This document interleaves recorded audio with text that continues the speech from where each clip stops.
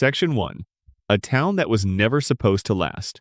Close your eyes if you want to, or just let them go soft and unfocused, because where we're headed tonight doesn't need your eyes. It only needs your ears and a quiet room and the part of your mind that's already starting to drift towards sleep. Tonight we're going to a town, a small one, on paper. A town with one main street and one elementary school and one nuclear power plant glowing faintly on the edge of the horizon like a second, sicker moon. The town is called Springfield, and you already know it, even if you've never thought about it carefully. You've seen it in the background of 1,000 lazy Sunday evenings.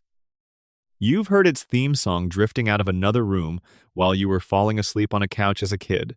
Tonight, we're going to walk through the whole story of that town, slowly, gently, the way you'd walk through a house you used to live in, and we're going to notice things you never noticed before. Not because we're trying to scare you, because the strangest stories are always the quiet ones, the ones that were sitting in plain sight the entire time, waiting for someone to slow down enough to see them. Let your shoulders drop, let your breathing slow. We have a long road ahead of us tonight, and there's no need to rush any of it. Springfield doesn't sit on any map you can buy in a gas station. It has been described as bordering Ohio in one telling, Nevada in another, Maine in a third, and Kentucky in a fourth. It has a coastline and a desert and a mountain range and farmland, all within an afternoon's drive of each other, which is a geography that doesn't exist anywhere in the real world. The town's own founder, a coonskin-capped pioneer named Jebediah Springfield, supposedly built this place a few hundred years ago after fleeing a town he himself had wronged. Every fact you learn about Springfield's founding turns out, on closer inspection, to be softened, polished, sanded down from something rougher and stranger underneath. That's true of almost everything in this town. The surface is bright and cartoonish and warm. Underneath the surface is something else entirely, something that has been sitting there, undisturbed, for 36 years. We're going to spend the next couple of hours walking through that town room by room, story by story, the way you might wander through a museum after closing time, when the lights are low and nobody's there to rush you along. There's a yellow house at the end of a quiet street, and inside that house there's a family who has lived there since before most of you were born, and they have never once gotten a single day older. That's where we'll start, because that detail, the most ordinary-sounding detail in the whole story, the idea that a family just never ages, is actually the loudest alarm bell in the entire town. If you stop and really listen to it, there is a house on Evergreen Terrace with a tree out front, and a doghouse in the yard, and a car in the driveway that's a slightly different shade of pink than it used to be, depending on who's telling the story. Inside that house lives a father who is bald and heavyset and not especially bright, a mother with hair that defies gravity in a way no hairstyle in the real world ever could, a son who skateboards through the streets pulling pranks that would have gotten any real 10-year-old arrested decades ago, a daughter who plays a saxophone with more sorrow in it than most adults manage in a lifetime, and a baby who has never said more than a handful of words in her entire existence. The show began airing in December of 1989. Bart was 10 years old then. He is 10 years old now. Lisa was 8. She is 8 now. The baby, Maggie, was barely walking. She still isn't. Not reliably. 36 years have rolled across the rest of the world. Phones got smaller, then they got bigger again. Empires rose and fell. Entire generations were born and grew up and had children of their own. And in that yellow house on Evergreen Terrace, nobody has had a birthday that counted. Let that settle into the room with you for a second, because it's going to come back again and again tonight in a dozen different shapes. A family that simply doesn't move forward in time. Around them, the world keeps rotating, the calendar keeps flipping, technology keeps changing, and somehow none of it touches them. They watch the news, they reference current events. They use whatever phone happens to be popular that year, but they themselves stay exactly where they are, frozen at the exact ages they were assigned the day the cameras started rolling. Most people who've watched Springfield over the years just accept this the way you'd accept that cartoon characters don't need to breathe underwater logically, or that a coyote can survive falling off a cliff with an anvil tied to his chest. It's a cartoon, people say. Cartoons don't age. That's just how the genre works. But Springfield isn't really like other cartoon towns, and we're going to spend tonight finding out why.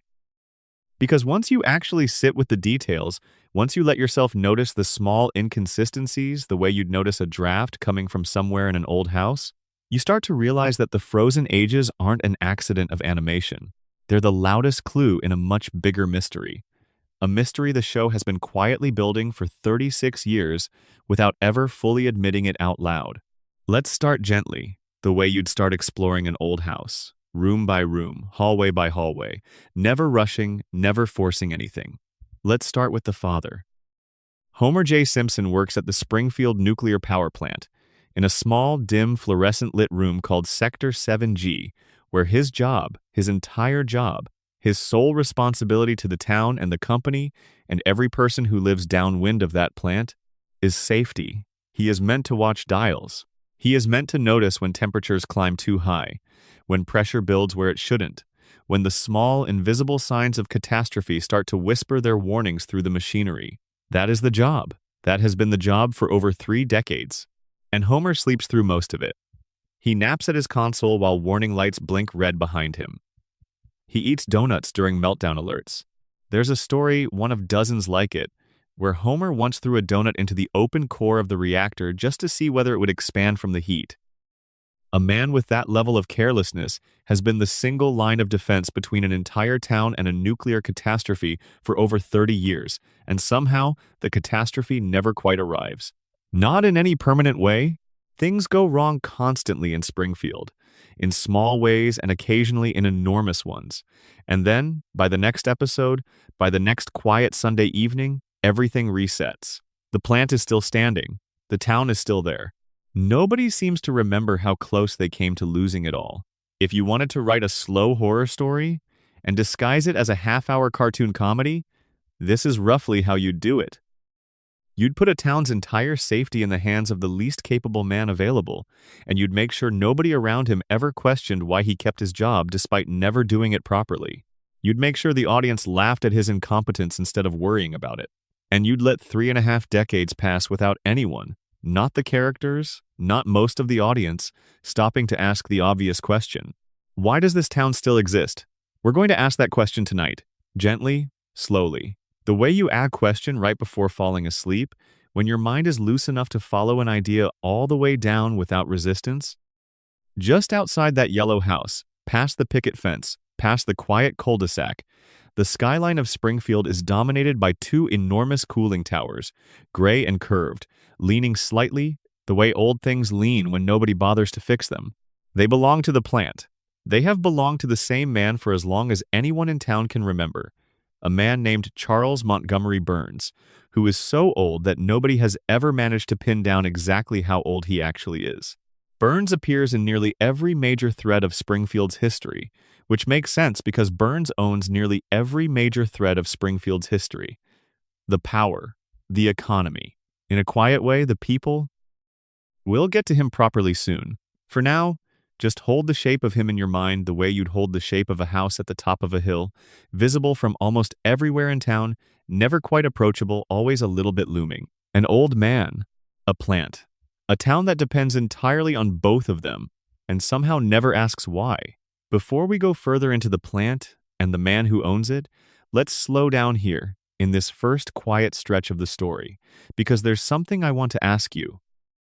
If you're watching this lying in bed, in the dark, with the day finally behind you, I'd love to know 2 small things about you, just to make this feel a little less like a recording and a little more like a conversation happening in the same room. Drop a comment with the town or city you're tucking in from tonight, and the time on the clock wherever you are right now, whatever hour it happens to be where you're listening from. There's something quietly comforting about knowing that somewhere out there, while you're drifting off, somebody else is doing the exact same thing in a completely different time zone, a completely different country, under a completely different sky. And if stories like this one help you wind down at the end of a long day, go ahead and subscribe so the next one finds you the next time you need it. Now, let's keep walking through Springfield, because the road ahead is long, and there's nowhere we need to be in a hurry. The town itself, before we go any further into its people, deserves a slow look. Springfield was built the way most American towns were built. In theory, around a central square, a town hall, a school, a church, a handful of businesses that have stayed in the same families for generations. There's a bar called Moe's Tavern, dim and a little sad, where a small rotating cast of regulars sits on the same stools every single night, drinking the same drinks, having variations of the same conversations they've been having since the show began. There's a church with a pastor named Reverend Lovejoy, who has slowly, over the decades, grown so weary of his congregation's problems that he mostly just refers people to the Bible and changes the subject. There's a comic book store run by a heavy-set, deeply lonely man everyone calls simply Comic Book Guy, who has never been given a real name in 36 years, as though even Springfield itself decided his identity wasn't worth the effort of remembering. There's a hospital that seems to exist mostly to almost lose patients and then, at the last possible second, save them. There's a police station staffed by a chief who is, by any reasonable measure, unqualified for the job, supported by officers who seem more interested in donuts than investigations. There's a school, Springfield Elementary, sitting at the center of so many of this town's stories. A building that has been destroyed and rebuilt more times than anyone in town seems to remember. A building where a principal has run the halls for 20 years under an identity that, as we'll get into later tonight, was never actually his own. And looming over all of it, visible from nearly every street in town, are those two cooling towers, leaning slightly toward each other, breathing out a soft white vapor day and night, year after year, never once needing to be repaired in any way that mattered, never once losing the trust of a population that depends on them for light and heat and income, and in ways nobody in town has ever wanted to examine too closely, possibly their own bodies. There's something almost peaceful about Springfield when you look at it from a distance, the way you might look at an old photograph of a town you used to visit as a child. The colors are warm. The streets are familiar. There's a comfort in knowing, every single time you return to it, that nothing has changed, that the same people will be in the same places doing the same things they were doing the last time you looked. Homer will still be at the plant. Marge will still be in the kitchen. Bart will still be skating past the same houses. Lisa will still be practicing the same sad, beautiful notes on her saxophone in her room with the door closed. Maggie will still be on the floor with her pacifier, watching everything, saying nothing. It's the kind of peace you only get from something frozen. And frozen is the word we should sit with for a while tonight, because once you start looking for it, you find it everywhere in Springfield. Frozen ages, frozen relationships, frozen jobs, frozen marriages, frozen feuds that never quite resolve and never quite escalate either, just simmer along in the background indefinitely. A town that, by every observable measure, should have changed enormously over the past 36 years, and somehow has not changed at all. There's a comfort in that, the same comfort you get from rereading a favorite book or rewatching a favorite film, knowing exactly how it ends before you even begin. But there's also something underneath that comfort if you let yourself sit with it long enough in the quiet dark. Because real towns change. Real families grow older. Real children eventually stop being children. And a town that refuses to do any of that, a family that refuses to do any of that, year after year after year, isn't just charming. It's strange in a way that's almost impossible to notice from inside it, the way you can't see your own house clearly until you've been away from it for a long time. So tonight, we're going to be away from it for a little while. We're going to step back, slow down, and really look at Springfield, the whole town, top to bottom, family by family, building by building, mystery by mystery. We're going to look at the power plant glowing on the hill and the old man who owns it, and the question of how he's still alive after what should be well over a century. We're going to look at a coma that happened decades ago and never quite seemed to end. We're going to look at a single gunshot that shook the entire town and was supposedly solved in an afternoon, even though the evidence never quite added up. We're going to look at a mother who vanished into the night and the 30 years of silence that followed. We're going to look at a baby who has never said a real sentence in her life and ask whether that silence is really what it looks like. We're going to look at a man so relentlessly kind that the kindness itself starts to feel like something pressed onto him rather than something he chose. And by the end of it, lying there in the dark, you might find that Springfield doesn't feel quite as warm and familiar as it used to. Or maybe it'll feel even warmer, because you'll understand, for the first time, what it actually took to keep that warmth burning for 36 straight years without ever letting it flicker. Let's keep going. There's no rush. The night is long, and Springfield isn't going anywhere. It never does. Section 2. the house on Evergreen Terrace. If you walk down Evergreen Terrace at dusk, the way the light falls in Springfield always seems to fall the same way, soft and orange, like the whole town exists permanently in that 1 hour before sunset. You'd come to a small house with a brown roof and a tree out front and a car parked in the driveway. Inside, you'd find a family arranged almost exactly the way they were arranged the very first time the cameras ever found them. A father slouched in front of the television, a mother in the kitchen humming something half-finished, a boy somewhere nearby, plotting something he probably shouldn't be plotting, a girl in her room, the door closed, a slow, melancholy saxophone drifting faintly through the wall, a baby on the rug, pacifier in her mouth, eyes open, watching everything, saying nothing at all. This is the Simpson family, and if Springfield is the strange and impossible town we've been describing, this house is its quiet, beating center. Let's slow down here for a while and really look at each of them. The way you'd look at old photographs of relatives you only half remember, finding small details you somehow never noticed before. Homer J. Simpson is, by his own show's admission, a man with an intelligence quotient of 55. That's not a joke made up for tonight's story. It's a number the show's own creator has put on the record.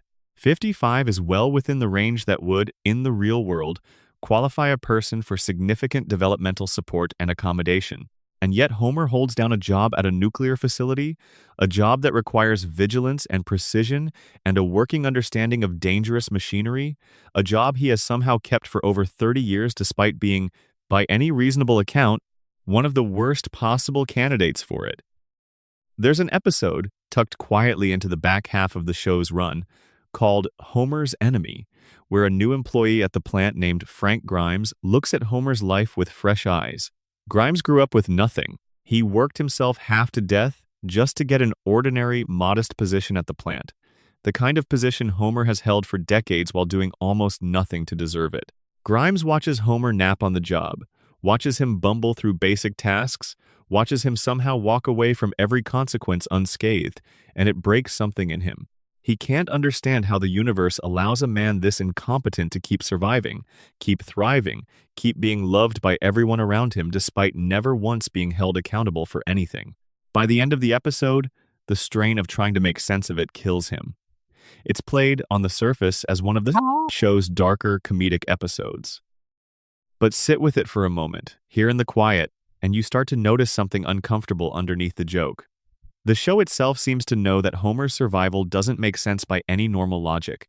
It built an entire episode around a character whose only function was to point that out, loudly, painfully, and then it had to remove that character entirely, because once you let someone inside the show actually ask the question out loud, the whole structure starts to wobble.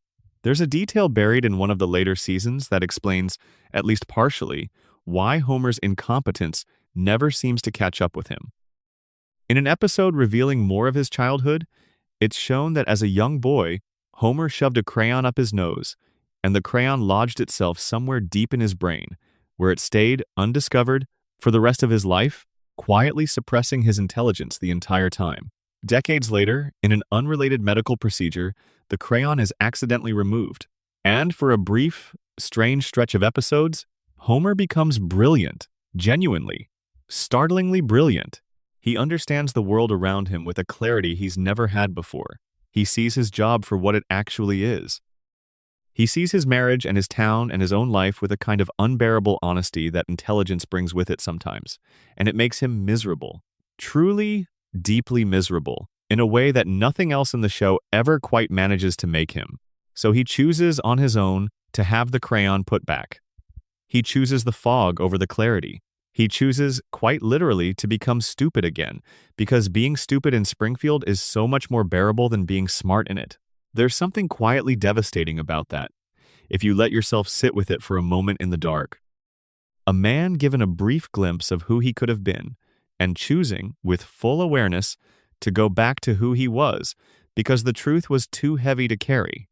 We'll come back to this thread later tonight, because it connects to something much larger about why this whole town seems to prefer comfortable fog over uncomfortable clarity. For now, just let it rest there quietly. A father who chooses not to know things, because knowing them costs too much. Marge Simpson, Homer's wife, is the steady center of the household in almost every sense. Her hair rises in a tall blue tower that has never once changed shape in 36 years. Through every haircut joke the show has ever made, through pregnancies, through crises, through entire decades passing around her, she worries, endlessly and quietly, the way mothers in old stories often do, holding the household together through sheer persistence even when nobody around her seems to notice the effort it takes. There's a detail about Marge that tends to get lost in the noise of the show's bigger jokes. She briefly worked at the very same power plant her husband works at, exposed to the same conditions, the same facility, the same long list of safety violations that, as we'll discuss soon, number in the hundreds. Her children were all born after both she and Homer had already spent years living inside Springfield's particular environment, breathing its air, drinking its water, raising a family beneath the shadow of those two leaning cooling towers. And her children, Bart, Lisa, and Maggie, all share a set of features that don't occur in any human population outside this one particular town. Skin the color of a school bus, eyes set unusually wide and round, 4 fingers on each hand instead of 5. Hair, in Bart's case, that holds its spiked shape without any product at all, defying the basic physics that govern every other head of hair in the world. When characters from outside Springfield visit, and the show has brought in plenty of them over the years, they're drawn differently. Their proportions look more like the proportions of real human beings. Their eyes sit where human eyes actually sit. It's easy to write this off as simply an art style, a stylistic choice that has nothing to do with the story itself. But within the show's own internal logic, the show its own characters live inside, there's a quiet, visible difference between the people who live inside Springfield's borders and the people who don't. We'll explore where that difference might come from a little later tonight, once we've spent more time with the plant on the hill. For now, just hold this thought gently, the way you'd hold a small stone in your palm. A family that looks different from everyone outside their town, living their whole lives inside a place that never lets anyone age, raising children who display traits no other children anywhere else seem to share. Bart Simpson, the oldest child, is 10 years old, and has been 10 years old since December of 1989. He skateboards through Springfield streets with a kind of restless, mischievous energy that the show has always treated as charming rather than alarming, even as his pranks escalate, over the decades, into territory that would, in any real town, have drawn serious consequences. He prank calls Moe's Tavern relentlessly, asking for people with names designed to sound obscene when said aloud. He's been suspended, expelled, arrested in minor ways, and humiliated more times than anyone could possibly count. And every single time, by the next episode, the slate wipes clean and Bart is back at his desk and misses. Krabappel's classroom as though nothing ever happened. There's something almost soothing about that pattern if you let it wash over you the way you'd let a tide wash over your feet. Nothing Bart does ever truly sticks. No consequence ever truly lands. He gets to be 10 years old, forever, free of the slow accumulation of choices that real children eventually have to carry into adulthood. In a strange way, Bart is the part of Springfield that never has to grow up in the heaviest sense of that phrase. He gets to stay light, he gets to stay reckless. He gets to stay, permanently, in the one stretch of childhood where the world hasn't yet asked anything serious of him. Lisa Simpson, 8 years old, carries a different weight entirely. She is, by every measure the show has ever given her, brilliant. Her intelligence quotient dwarfs everyone else's in her household and most of the adults in her town. She plays the saxophone with a depth of feeling that seems far too old for an 8-year-old to genuinely possess. She reads constantly. She questions everything. She notices things nobody else in Springfield seems willing to notice, and time again, the show punishes her gently for noticing them. She speaks up in class and gets dismissed. She challenges authority and gets sidelined. She tries, again and again, to make her town a little better, a little more honest, a little more aware of its own contradictions, and time again, Springfield simply absorbs the effort and moves on unchanged. There's a particular kind of loneliness in being the only person in a room who can see something clearly. Lisa carries that loneliness through nearly every season of the show, and it's worth sitting with, here in the dark, how rarely the show actually rewards her for it. She's right, more often than anyone else in her family, and being right almost never seems to help her. And then there's Maggie, 1 year old. Always 1 year old. A baby who communicates almost entirely through the soft, rhythmic sound of her pacifier and the occasional pointed, knowing stare. We'll spend a great deal of time with Maggie later tonight because the longer you look at her, the less ordinary she seems. For now, simply notice her, quietly, on the rug, watching her family the way she always watches her family. Saying nothing, missing nothing. Together, this family sits in this house, on this street, in this town, frozen at these ages, for 36 years and counting. Outside their windows, decades pass. Phones get smaller. The world outside changes in every visible way. And inside that little house with the brown roof, nothing moves forward at all. The same father comes home from the same job at the same hour every single day, in the same yellow car, and the same family gathers around the same table for the same dinner, night after night after night, for longer than most real families ever get the chance to share a single roof. It would be easy to call that comforting, and in a way, it is. There's something in all of us that wants exactly this: a family that never falls apart, a childhood that never quite ends, a house that never has to be sold. But sit with it a little longer, here in the quiet, and you start to notice the strangeness underneath the comfort. A family that never changes isn't just frozen in a pleasant way. It's frozen the way anything is frozen when something outside it refuses to let it move. And the question we're going to spend the rest of tonight gently, slowly circling, is what exactly is holding this family and this entire town so perfectly, permanently still? Let's go find out. Let's walk a little further down the street, toward the two cooling towers leaning against the sky, toward the old man who has owned them longer than anyone can quite remember, and toward the plant that has been quietly, patiently shaping every single resident of this town since long before any of us started watching. Section 3. The Glow on the Hill. If you stand at almost any point in Springfield and look toward the edge of town, you'll see them. Two enormous cooling towers, pale gray, curved inward slightly like the necks of two old birds leaning toward each other, breathing soft white vapor into the sky at all hours, day and night, all year round. This is the Springfield nuclear power plant, and it has sat on that hill, mostly unchanged, for as long as anyone in town can remember. It provides nearly all of Springfield's electricity. It employs a meaningful portion of the town's workforce. It is, by any measure, the beating industrial heart of this place. And according to the show's own internal records, it is also one of the most catastrophically unsafe facilities ever depicted in fiction. A surprise inspection of the plant once turned up 342 separate safety violations. 342. The estimated cost of bringing the facility into proper compliance came to $56 million, a sum well within the means of the man who owns it. He simply never paid it, not because he couldn't. Because admitting the plant needed $56 million of repairs would mean admitting publicly that the plant had been unsafe for years, possibly decades, and admitting that would mean answering for whatever those years of unsafe operation had already done to the people living in its shadow. The violations themselves, when you actually sit and read through them slowly, are not the kind of thing you'd expect a half-hour comedy to mention so casually. Radioactive waste, dumped directly into the river that runs past the edge of town. Radioactive waste, found near a children's playground. A lump of plutonium, sitting casually on an employee's desk, used as a paperweight because nobody thought to treat it as anything more dangerous than a rock. Cracked cooling towers, patched together, at least once, with nothing more than a wad of chewing gum. Luminous rats, glowing faintly somewhere deep in the plant's lower levels, the kind of detail that's played as a quick visual joke and then never mentioned again.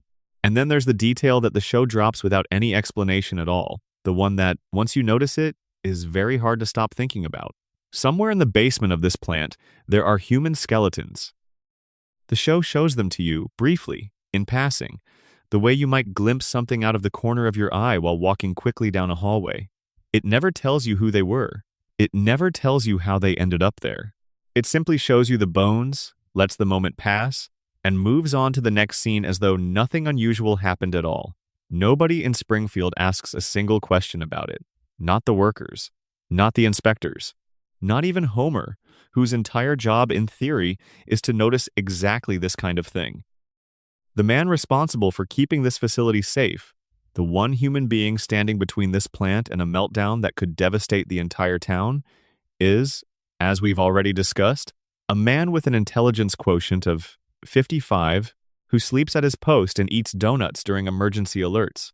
And the man who owns the plant, who has known about every single one of these violations for years and chosen, repeatedly, deliberately, not to fix any of them, is Charles Montgomery Burns. Let's slow down here and really look at him, because Burns deserves a long, careful look. He is, by every visual cue the show gives him, ancient, frail, stooped, his hands shake. His skin has the pale, papery quality of someone who has been alive for a very, very long time. And yet his mind remains sharp in a way that almost nobody else in Springfield's mind ever quite manages. He runs a multi-billion-dollar company. He manipulates local politics with the patience and precision of someone who has been playing this particular long game for far longer than any single human lifetime should allow. He has referenced, across the show's history, personal memories that stretch back well over a century. He's spoken about events from the early 1900s the way other people speak about their own childhoods. By the most conservative reading of the show's own timeline, Burns is over 100 years old. By the most generous reading, he might be approaching 140. And he functions, not just survives, functions at a level of strategic clarity that nobody else in this town, not even Lisa, with all her brilliance, ever quite manages to match. There's an episode where the truth of how he's managed this becomes, briefly, undeniable. Homer, wandering through the woods one night, sees a glowing figure in the trees and becomes convinced he's witnessed an alien. The town panics. Federal agents are called in, and when the truth finally surfaces, the glowing figure isn't an alien at all. It's Burns, returning from one of his weekly medical treatments, a regimen so intensive, so saturated with radiation and chemical intervention, that it leaves his entire body emitting a faint, visible green light. The treatment keeps him alive for exactly 7 more days. Miss it even once, and he dies. Sit with that detail for a moment, here in the quiet dark. The richest, most powerful man in Springfield, the man who owns the plant that has been leaking radiation into this town's water and soil for decades, sustains his own life through a precisely scheduled, weekly dose of the very same substance his facility has been pumping into everyone else's environment without their knowledge or consent. He understands radiation more intimately than anyone else in town, because radiation, in a very real sense, is what's keeping him alive. There's a scene, often quoted for its dark comedy, where Burns visits a doctor and learns that he is suffering from every disease known to medical science, all at once, simultaneously, every single one of them present in his body at the same time. The doctor explains it almost cheerfully. The diseases are so numerous, so densely packed together, that they're functionally canceling each other out, like several people trying to fit through a doorway at once and all getting stuck. None of them can win. None of them can finish him off, because they're all competing for the same narrow exit at the same time. The doctor calls Burns the sickest man in the United States, and also, somehow, perfectly fine. It's played as a joke, and it's a genuinely funny scene. But underneath the joke, if you let it settle, there's something close to horror in it. A man kept alive not by health, but by a kind of biological gridlock, maintained, week after week, by a treatment that is itself built from the same poison leaking out of his own plant into the rest of the town. Burns isn't just profiting from radiation. He is radiation, in a way that none of the other residents of Springfield, none of the ones who never asked for this exposure, ever consented to becoming. His assistant, a thin, devoted man named Waylon Smithers, manages every detail of this treatment schedule with an obsessive, unwavering precision. Smithers ensures Burns never misses an appointment. Smithers monitors his condition constantly. And the show has made clear, more than once, that if Smithers were ever removed from Burns's life, even briefly, Burns would likely die within days. Their relationship, often played for comedic tension, is in a very literal sense a matter of life and death every single week, indefinitely, for as long as both of them remain alive. Now let's turn back to that fish. You may already know the one, pulled from the river just downstream of the plant, glistening and strange, with not 2 eyes but 3, evenly spaced across its small, scaled face. The town named him, almost affectionately, Blinky. A political candidate used him, briefly, as proof that Burns's plant was poisoning Springfield's water. Burns, cornered, agreed to eat the fish on live television to prove it was harmless.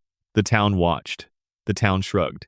The town moved on with its evening, and nobody, not one single person, asked the obvious follow-up question. If the fish in this water have 3 eyes, what exactly is happening to the people who drink it? It's worth pausing here, in the soft dark of wherever you're listening from, to really sit with that silence. A whole town watches visible, undeniable proof that their water supply is producing mutations in wildlife, and instead of investigating, instead of demanding answers, they simply absorb the strangeness and continue with their lives as though nothing unusual happened at all.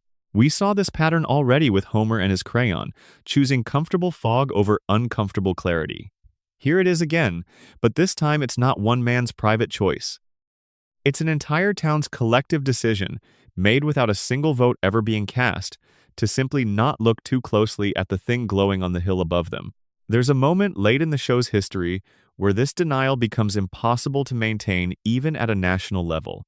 Springfield's environmental contamination grows so severe that the federal government steps in and seals the entire town beneath an enormous glass dome to prevent its pollution from spreading any further into the rest of the country. Think about the weight of that decision for a moment.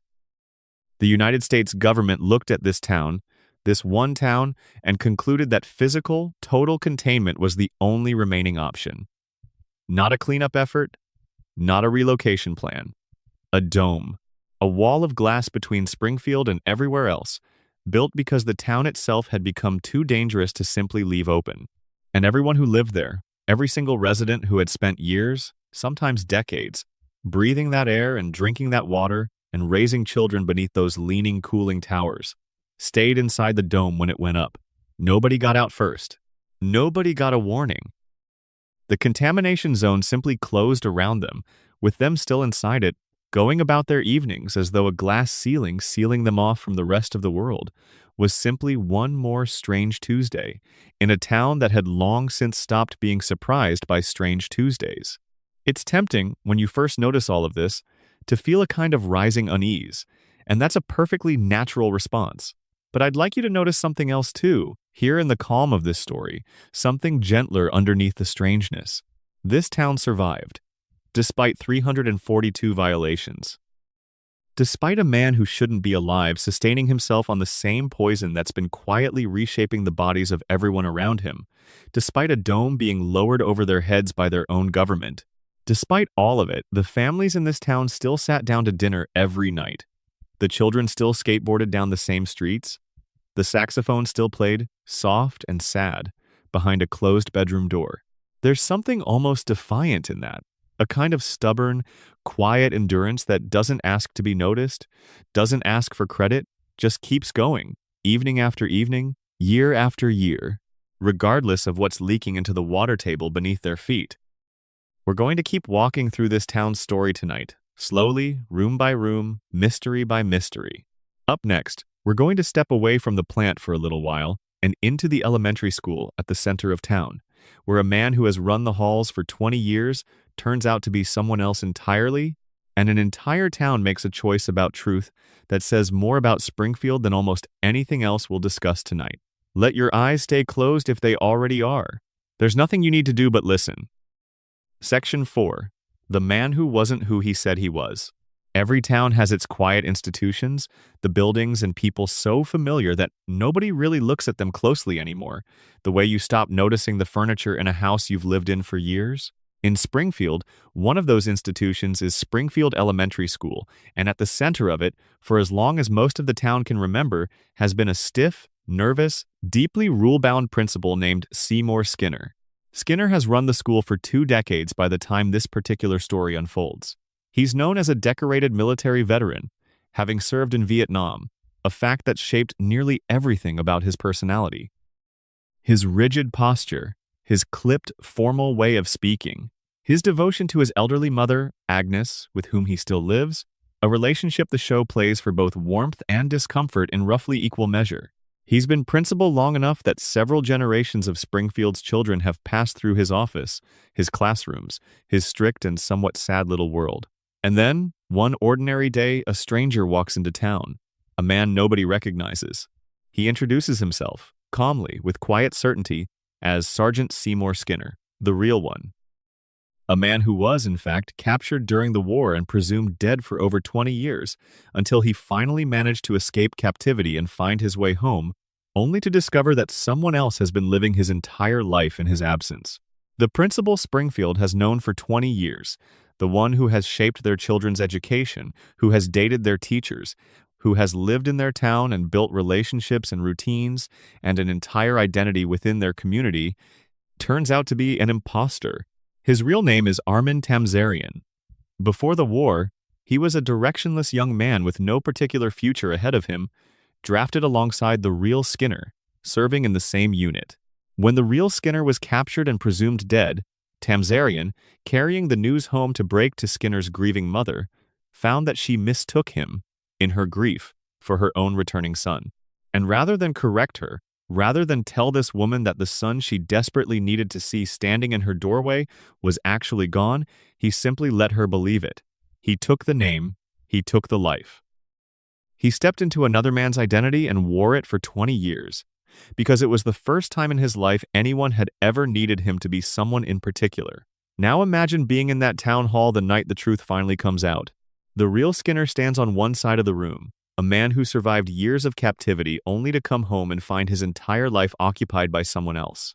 Tamzarian stands on the other, exposed, the fiction finally collapsing around him after 2 decades of careful maintenance.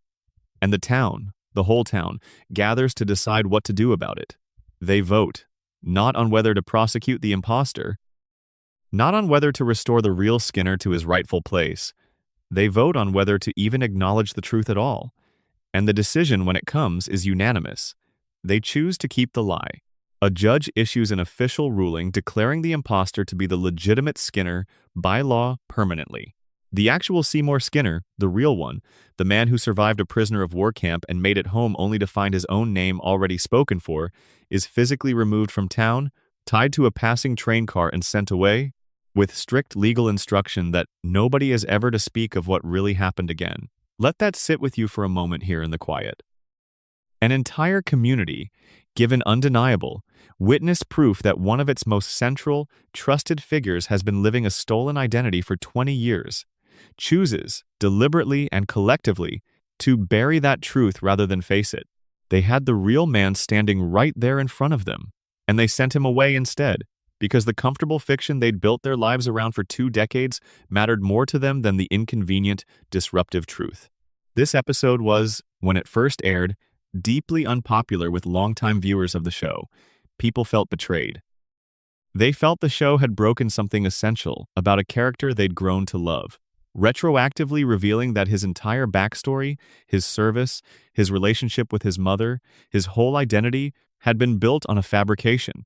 It's still, to this day, considered one of the more divisive entries in the show's long history. But here, in the slow quiet of tonight, I want you to consider a different way of reading that episode. What if it wasn't a betrayal of the show's storytelling at all? What if it was, instead, the one moment where the show simply said out loud, plainly, in front of everyone, what it had been quietly doing the entire time? Because look again at everything we've already walked through tonight. A town that watches a 3-eyed fish surface in its river and chooses not to investigate. A town that gets sealed under a literal glass dome by its own government and simply continues with its evenings. A town that has tolerated 342 safety violations at its only power plant without ever once forcing a serious reckoning. Springfield, again and again, across story after story, has shown a quiet, consistent preference for comfortable fiction over uncomfortable fact. The story of the stolen identity didn't introduce that pattern. It simply made it visible, for one episode, in a way you couldn't look away from. Every other time Springfield forgets something it should remember, it happens quietly, off to the side, never quite shown to you directly. The town gets destroyed and rebuilt, and by the next episode, everyone's gone back to acting as though nothing happened. Catastrophes arrive and vanish from memory within a single commercial break. This was the one time the show let you actually watch the machinery work. The vote, the legal ruling, the quiet, deliberate choice to keep things exactly the way they'd always been, rather than let anything true disturb the surface. There's something almost tender, in a strange way, confounding that why the town might have made that choice. 20 years is a long time to build a life around someone, even a stolen one. The children who passed through that school knew their principal as Skinner. Agnes had spent 20 years loving a son who, even if he wasn't the one she gave birth to, had genuinely cared for her every single day of those 2 decades. The relationships built inside that lie were, in their own way, real, even if the name attached to them wasn't. Maybe the town wasn't simply choosing comfort over truth in some cold, careless way. Maybe they were choosing the relationships they'd actually lived through over an abstract correction that would have cost them something they'd already invested 20 years into. That doesn't make it less strange. It just makes it a little more understandable, the way most strange choices people make usually are, once you sit with them long enough and stop judging them from a distance. It's worth noting, too, that the man exiled that night, the real Seymour Skinner, doesn't really appear again after this. He's simply gone, sent off on a train, somewhere outside the borders of the only town that should have welcomed him home. Springfield, in its quiet way, made its choice. And then it never looked back, the way it never looks back at almost anything uncomfortable that happens within its borders. The dome goes up and comes down. The fish glow and get eaten on television. A man's entire identity gets erased by a unanimous vote. And the very next week, life in Springfield simply continues, exactly as it always has, as though none of it ever happened at all. This is, in its own quiet way, the rhythm of the whole town. Something happens that should change everything, and then it doesn't. The slate gets wiped clean, gently, almost lovingly, and everyone gets to wake up the next morning inside the same comfortable, familiar version of their lives that they had the morning before. There's a strange comfort in that too, if you let yourself feel it honestly. We all, in our own smaller ways, do some version of what Springfield does. We forget the arguments that don't fit the story we tell ourselves about our families. We smooth over the parts of our own histories that don't match who we'd like to believe we are. Springfield just does it louder, more visibly, with judges and legal rulings and trains carrying inconvenient truths away into the night. But the underlying instinct, the desire to keep the comfortable version of things, rather than face the disruptive one, isn't really so foreign to any of us. If we're honest with ourselves in the quiet hours before sleep, let's keep walking now, further into the heart of this town's history, toward a single gunshot that once stopped an entire nation in its tracks for a whole summer, and a mystery that, even now, decades later, has never quite been laid fully to rest. Section 5. The Night Someone Shot Mr. Burns. There's a particular kind of summer evening in Springfield's history that the whole town still talks about, even all these years later. The way small towns sometimes hold on to one specific night long after everything else has been forgotten. It started, as these things often do, with Mr. Burns going too far. By the time this story unfolds, Burns had already taken nearly everything Springfield had left to give. He'd drilled beneath the elementary school and drained an oil well from underneath it, gutting the school's budget overnight. He'd bankrupted the owner of the town's only real gathering place, forcing the tavern to close. He'd caused a sinkhole that swallowed the town's retirement home whole. He'd injured the Simpson family's beloved dog. And then, as a kind of grim finale, he built an enormous mechanical disc and used it to block out the sun over the entire town, forcing every resident to buy electricity from his plant simply to see during daylight hours, not as a figure of speech. He took the sun away from an entire community, deliberately, to protect his own profits. By the night of the town meeting where all of this finally came to a head, there wasn't a single person in Springfield who didn't have a reason to want this man gone. Homer, because Burns could never be bothered to remember his name despite years of employment. The children, because the school's funding had been gutted. The elderly residents, because their home had been destroyed. The groundskeeper, because he'd lost his job. The bar owner, because his livelihood had collapsed. Even Burns's own devoted assistant, fired on the spot that very night for daring to object. The whole town gathered, and the tension in that room was thick enough to feel through the screen. Then, somewhere outside, in the dark, a single gunshot rang out. Burns staggered, wounded, and collapsed onto the town's old sundial, his hands falling across two particular letters carved into its face. The ambulance carried him away, and an entire country, watching at home that summer, had to wait months to find out who had pulled the trigger. It became, briefly, a genuine national phenomenon. A real contest was held, inviting viewers to submit their guesses for who the shooter might be. A real cash prize was offered. A real investigative special aired, treating the fictional case with the seriousness of an actual unsolved crime. For one summer, this small, impossible town's troubles became the whole country's troubles too. When the answer finally came, months later, it arrived almost gently, almost too gently for the size of the mystery that had built up around it. After a fumbling, comedic investigation, after one false confession and one wrongly accused suspect, and one moment where the evidence pointed, devastatingly, at Homer himself, Burns woke from his own injury-induced unconsciousness and quietly identified his attacker. It was the baby. Maggie, barely a year old, had picked up Burns's own dropped weapon during a chance encounter in a parking lot, and in the confusion, it had gone off. Case closed. The town breathed a collective sigh of relief, the way towns do when a frightening mystery finally gets wrapped into something small and manageable. A baby. Nobody could prosecute a baby. The whole unsettling affair could finally be filed away and forgotten. Except, when you slow down and actually sit with the details, the way we're sitting with everything tonight, the pieces don't fit together quite as neatly as the town wanted them to. According to the show's own production history, when the contest results were finally tallied, almost nobody who entered actually guessed correctly. Out of an enormous pool of entries, only one person, posting late at night using a temporary internet account that had gone inactive by the time anyone tried to find them again, ever got the right answer. The show's creators later admitted they tried to track that person down and simply couldn't. Think about what that means. An entire audience was told the mystery was solvable from the clues already given, and when the truth was finally revealed, almost nobody had actually arrived at it honestly. Either the clues weren't quite what they seemed, or the truth didn't follow as cleanly from the evidence as the show wanted everyone to believe. The central clue, the one everyone points to first, the letters Burns's hands happened to land on as he collapsed onto that old sundial, turns out to mean far less than it first appears. Burns himself, on the record, within the show's own story, later states plainly that the position of his hands was simply an accident of how he fell. He never meant to spell anything out. The town built its entire understanding of who shot him around a coincidence that the supposed victim himself dismissed as meaningless. Then there's the detail of the missing gun. Before the shooting, Burns's holster is shown empty, the weapon already gone from his person before anyone ever pulled a trigger. That means whoever shot him hadn't brought a weapon of their own.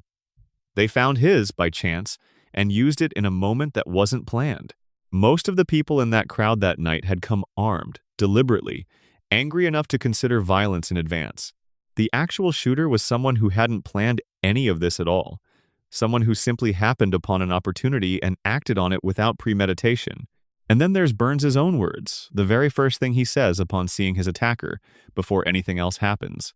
"Oh, it's you." Not a scream, not surprise. A quiet, almost familiar recognition, the way you'd greet someone you already knew, someone you didn't consider a threat. It's worth asking, gently, here in the dark, whether that's really the kind of thing a man would say to a baby he's never meaningfully interacted with before. Burns, a man who can barely remember the name of an employee he's worked alongside for decades, recognizing an infant with that kind of calm familiarity does sit a little strangely against everything else we know about him. Years later, in passing, almost as a throwaway line, Homer himself casually claims that he was actually the one who pulled the trigger that night. Nobody in the room reacts. Nobody reopens the case. The confession simply drifts past, unexamined, the way so many uncomfortable truths drift past in this town without anyone ever stopping to catch them. There's another theory, one that circulated quietly among longtime viewers for years, suggesting that Marge might have been the one who actually fired that night. The case for it has its own quiet logic. Marge had watched this man destroy her children's school, harm her family's dog, and steal the very son from her town. She had every reason any mother could have. And there's an earlier story where Burns, in his own strange way, falls for Marge entirely, which might explain, under this theory, why he'd choose to protect her identity rather than name her, taking the bullet, and then quietly steering the town's attention towards someone who could never be punished for it. A baby, after all, makes the perfect place to let a mystery come to rest. Too young to be questioned. Too young to ever be tried. Too young to ever correct the record, even if she could. There's a final image from that mystery's resolution worth sitting with tonight. After everyone has left the room, the baby is shown alone. She glances around, carefully, as though checking whether anyone might be watching. And then, slowly, she moves her pacifier in a small, deliberate motion, exactly mimicking the pull of a trigger. The show wants you to read that as confession, a child somehow knowingly acknowledging what she did. But there's a gentler, quieter reading available too, if you let yourself sit with it. A child who witnessed something significant happen, repeating a motion she saw someone else make, the way children do, absorbing the world around them long before they have the words to explain what they've absorbed. Maybe she isn't confessing at all. Maybe she's simply remembering.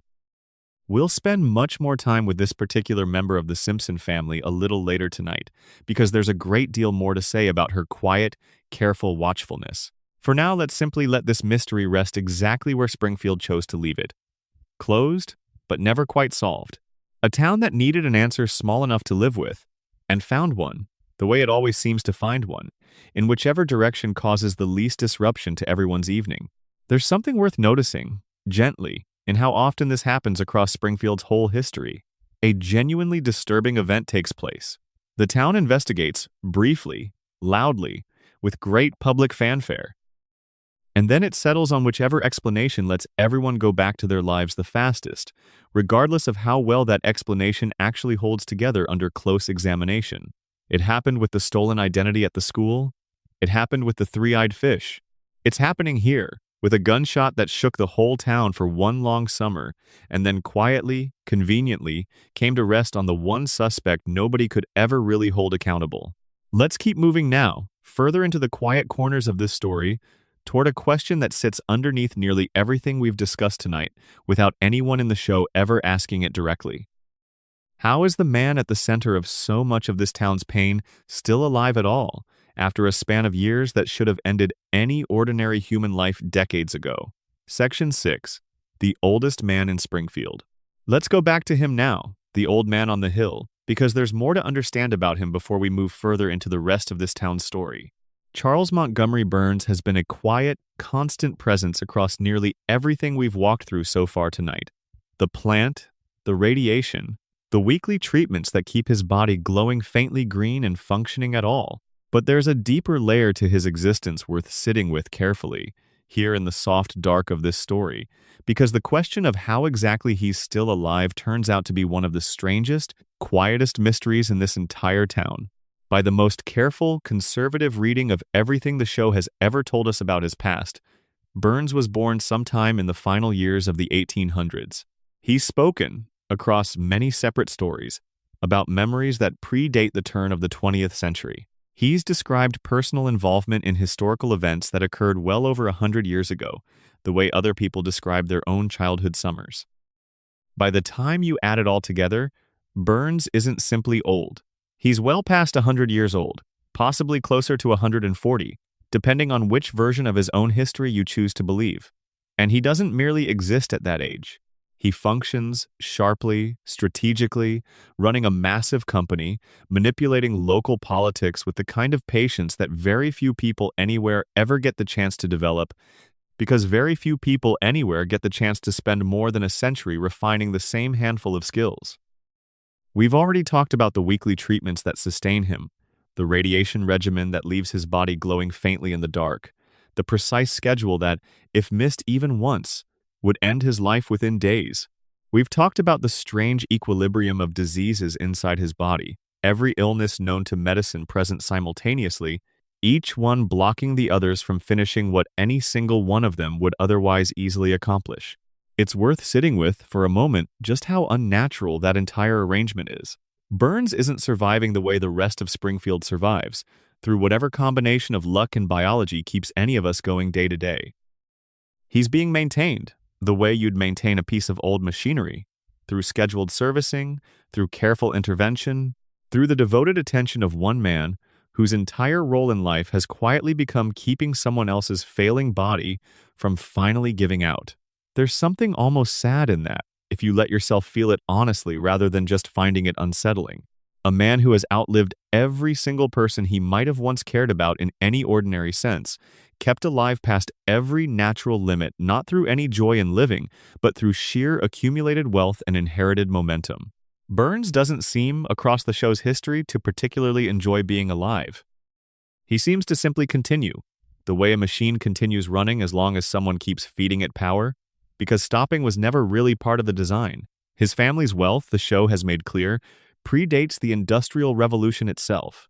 The Burns family has held on to power and money for longer than most American institutions have existed at all. That kind of continuity, generation after generation, century after century, without the fortune ever meaningfully dispersing or declining, doesn't happen through ordinary luck. It requires, at minimum, extraordinary discipline. And it raises a quiet, unanswered question that the show has never directly addressed. If the current Burns has found a way to extend his life this far past any natural limit, is it possible that the Burns family, across the generations before him, found their own versions of the same trick? Before radiation, before modern medicine, before any of the technology currently keeping this particular Burns alive, did earlier members of his family find their own quiet methods of holding on to their hold over this town for far longer than any single lifetime should allow? The show never says, but it leaves the questions sitting there, quietly, the way it leaves most of its uncomfortable questions sitting there, unaddressed, for anyone patient enough to notice them. There's a pattern worth sitting with, too, in just how many times Burns has come close to death across the show's long history. He's been shot. He's been hospitalized more times than almost any other character. He's collapsed, been poisoned, been left stranded in dangerous conditions, and every single time, he comes back. Not through the same kind of cartoonish physical resilience that lets Homer walk away from car accidents and explosions without a scratch. Burns comes back through infrastructure, through money, through medicine, through the quiet, tireless machinery of wealth that ensures, no matter what happens to his physical body, there will always be someone with the resources standing by to rebuild him. It's a different kind of survival than the rest of this town enjoys. Homer's resilience feels almost like a gift, something the universe simply hands him without explanation. Burns's resilience feels engineered, built deliberately, over more than a century, by a man who understood very early that the only real protection against death in this world is enough money to keep buying yourself more time than anyone else gets. And there's something quietly important in noticing how dependent this whole town has become on that arrangement continuing. The town's economy runs on the power plant. The power plant runs on Burns. Burns runs on his weekly treatments. The treatments run on the wealth and infrastructure that only Burns himself can provide. It's a closed loop, each piece feeding the next, none of it able to function without all the others staying exactly as they are. Springfield can't really afford for Burns to die, because so much of what keeps this town running depends, in ways most residents never consciously think about, on him staying exactly as he is. And Burns, in turn, can't really afford to die either, because dying would mean the whole system he spent over a century building would finally have to answer, publicly, for everything it's quietly done to the people living inside it. It's worth pausing here, in the gentle quiet of this story, to notice something that might otherwise slip past unnoticed. Burns isn't really a villain in the way a story usually needs one. He's something stranger and, in its own way, sadder. A man too expensive to be allowed to die, kept going by a town that depends on him even as it suffers under him, locked into a relationship with Springfield that neither side seems able to walk away from, no matter how much damage it continues to cause. There's a particular kind of stillness in that thought, the kind of stillness that might be exactly what you need right now if your eyes are already starting to feel heavy. A man on a hill, glowing faintly green once a week, kept alive past every natural limit by a town that can't quite let him go, watching over cooling towers that have been leaning gently against the sky for longer than most of us have been alive, never quite falling, never quite getting fixed, simply continuing, the way so much of this town simply continues, because nobody has yet found the will to ask it to stop. Let's rest here for just a moment before we move on. Picture those two towers again, soft gray against a darkening sky, breathing their quiet vapor upward in slow, steady plumes. There's nothing more you need to do right now except listen and let the shape of this town settle a little deeper into your mind as you drift. When you're ready, we'll keep walking toward a mother who vanished into the night decades ago and the quiet, decades-long wreckage her absence left behind in the family she was forced to leave. Section 7. The Mother Who Disappeared. For the first 6 seasons of this family's story, Homer believed his mother was dead. That was simply the fact of his life. The way certain facts settle into us early and shape everything that comes after without our ever questioning them. His father had told him when he was young that his mother had passed away. He'd been shown a grave.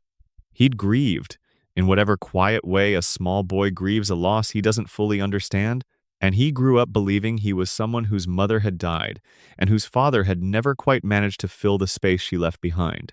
That belief shaped nearly everything about who Homer became. His constant, almost desperate need to be liked, his clinginess toward Marge, his terror of ever being left again, his strange, persistent willingness to endure humiliation and disrespect from his employer, rather than risk losing the one steady thing he had left, which was his family.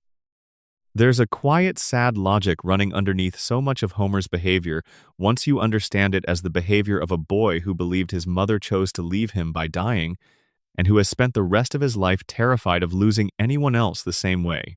And then, gently, carefully, in one of the show's most tender episodes, the truth comes apart.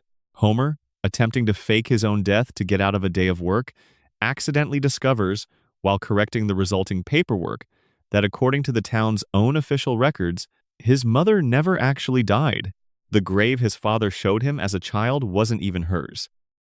It belonged to someone else entirely, a poet who happened to be buried nearby, passed off, for reasons his father never properly explained, as his missing wife's final resting place. Homer finds his mother eventually at a cemetery, visiting what she believes is her own son's grave, having been told after his fake death that he too had passed away. She doesn't recognize him at first. He's grown into someone she never had the chance to watch become. But when the truth settles between them, the reunion that follows is one of the most quietly moving moments in this entire town's long history. A grown man and the mother he believed he'd lost as a child, finding each other again beside a headstone that, it turns out, belongs to neither of them. And then she tells him why she left. It goes back decades, to a time before any of us knew this family, when Homer's mother was simply an ordinary woman, married, raising a young son, living a quiet life while the wider world outside Springfield was caught up in enormous social change. Something shifted in her during that period. She became involved with a small group of activists, people committed enough to their cause to act on it directly, and their cause, as it turns out, was Mr. Burns. Burns, it's revealed, didn't only own a power plant. At one point, he also owned a laboratory engaged in producing dangerous biological agents, right there in the same town where families were raising their children, completely unaware of what was being developed down the road from their homes. Homer's mother and her small group of fellow activists broke into that facility one night and destroyed what was being stored inside it. The mission succeeded. The danger was neutralized. But in the chaos of their escape, she made one small, costly mistake. She stopped to help someone who had been knocked down during the confusion, and that someone turned out to be Burns himself. He saw her face. He reported her, and from that single moment forward, she became a fugitive, unable to return home, unable to contact her family, unable to explain to her young son why she was suddenly, permanently gone. She kissed him goodbye while he slept and disappeared into the night, and for the next 27 years, that boy grew into a man believing his mother had simply died, rather than knowing the truth, that she'd been forced into hiding by the very same man who would, decades later, become his employer. Sit with that for a moment, here in the quiet. Burns didn't simply identify her to the authorities once and move on. He held the grudge, actively, for decades, using his wealth and influence to ensure she could never safely return to the family she'd been torn away from. When she finally does come back to Springfield, briefly, hoping for some kind of reunion, Burns recognizes her almost instantly, and the chase begins again, forcing her to flee a second time, forcing Homer to say goodbye to his mother twice in one lifetime, this time fully aware of who had taken her from him. And here's the detail that sits heaviest if you let it settle all the way down. Homer works for that same man, has worked for him his entire adult life. earns his paycheck, supports his family, builds his entire daily existence around employment with the very person responsible for stealing his mother away from him as a child. And Homer never quite connects those two facts. He doesn't confront Burns. He doesn't quit. He doesn't seem to fully process the relationship between the billionaire who destroyed his family and the billionaire who signs his checks every week. It would be easy, on the surface, to read that as simply another joke about Homer's limited intelligence. But there's a gentler, sadder reading available too. Maybe Homer's inability to connect those dots isn't really about intelligence at all. Maybe it's about survival. Maybe some truths are simply too heavy to carry alongside a daily life that has to keep functioning regardless. Maybe Homer, somewhere underneath the fog the show has built around him, understands exactly what Burns took from him and has simply decided, the same way he decided to put that crayon back into his own brain, that knowing it clearly, fully, every single day, would make it impossible to keep showing up for the family he still has left. There's a later detail that deepens this story even further. It's revealed that Homer's father once made a quiet arrangement with Burns, an agreement built on something Burns had done and Homer's father had discovered, an arrangement that guaranteed Homer would always have a place at that plant, regardless of how many mistakes he made, regardless of how unqualified he ever proved to be for the job. Homer's job security all these years wasn't really about his own merit at all.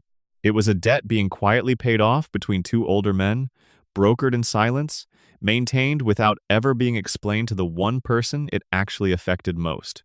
3 generations of this family, shaped by one man's decades-old grudge.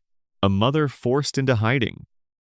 A father who buried the truth rather than face it. A son who grew up believing he was unloved, who spent his life working for the man who took his mother away, never quite able to see the shape of what had actually happened to him. Homer's mother eventually passed away, for real this time, and the scene the show gives us is unusually quiet for a series built so heavily around comedy. No joke, no reset. Just a son sitting beside his mother, holding her hand, watching her slip away for the second and final time, carrying the weight of 27 stolen years that neither of them ever quite got the chance to recover. It's a sad story, and there's no real way around that.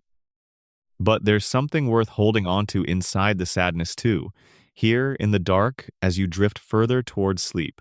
Despite everything that was taken from him, despite a mother stolen twice, despite a job built on secrets he never got to choose, Homer still built a family of his own, still has a wife who stayed, still has children who, in their own strange and chaotic ways, love him completely. The damage didn't stop him from building something good.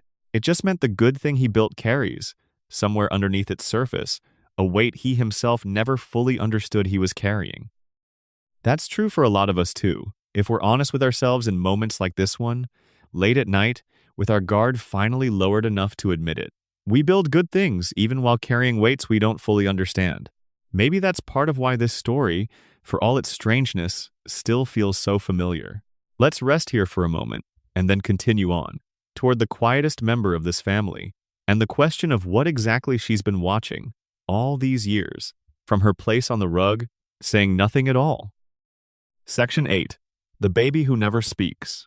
Of every member of this family, the quietest one might also be the most remarkable, if you let yourself really look at her instead of simply walking past her the way most of Springfield does. Maggie Simpson is 1 year old. She has been 1 year old for 36 years. She doesn't speak in any meaningful way. She communicates almost entirely through the soft, rhythmic sound of her pacifier and the occasional long, steady look that seems to carry far more understanding behind it than anyone in her household ever quite gives her credit for. And yet, across the quiet margins of this family's story, Maggie has accomplished things that none of the rest of them, for all their noise and effort, have ever managed. She's the one whose name became attached, however uncertainly, to that single gunshot that shook the whole town for an entire summer.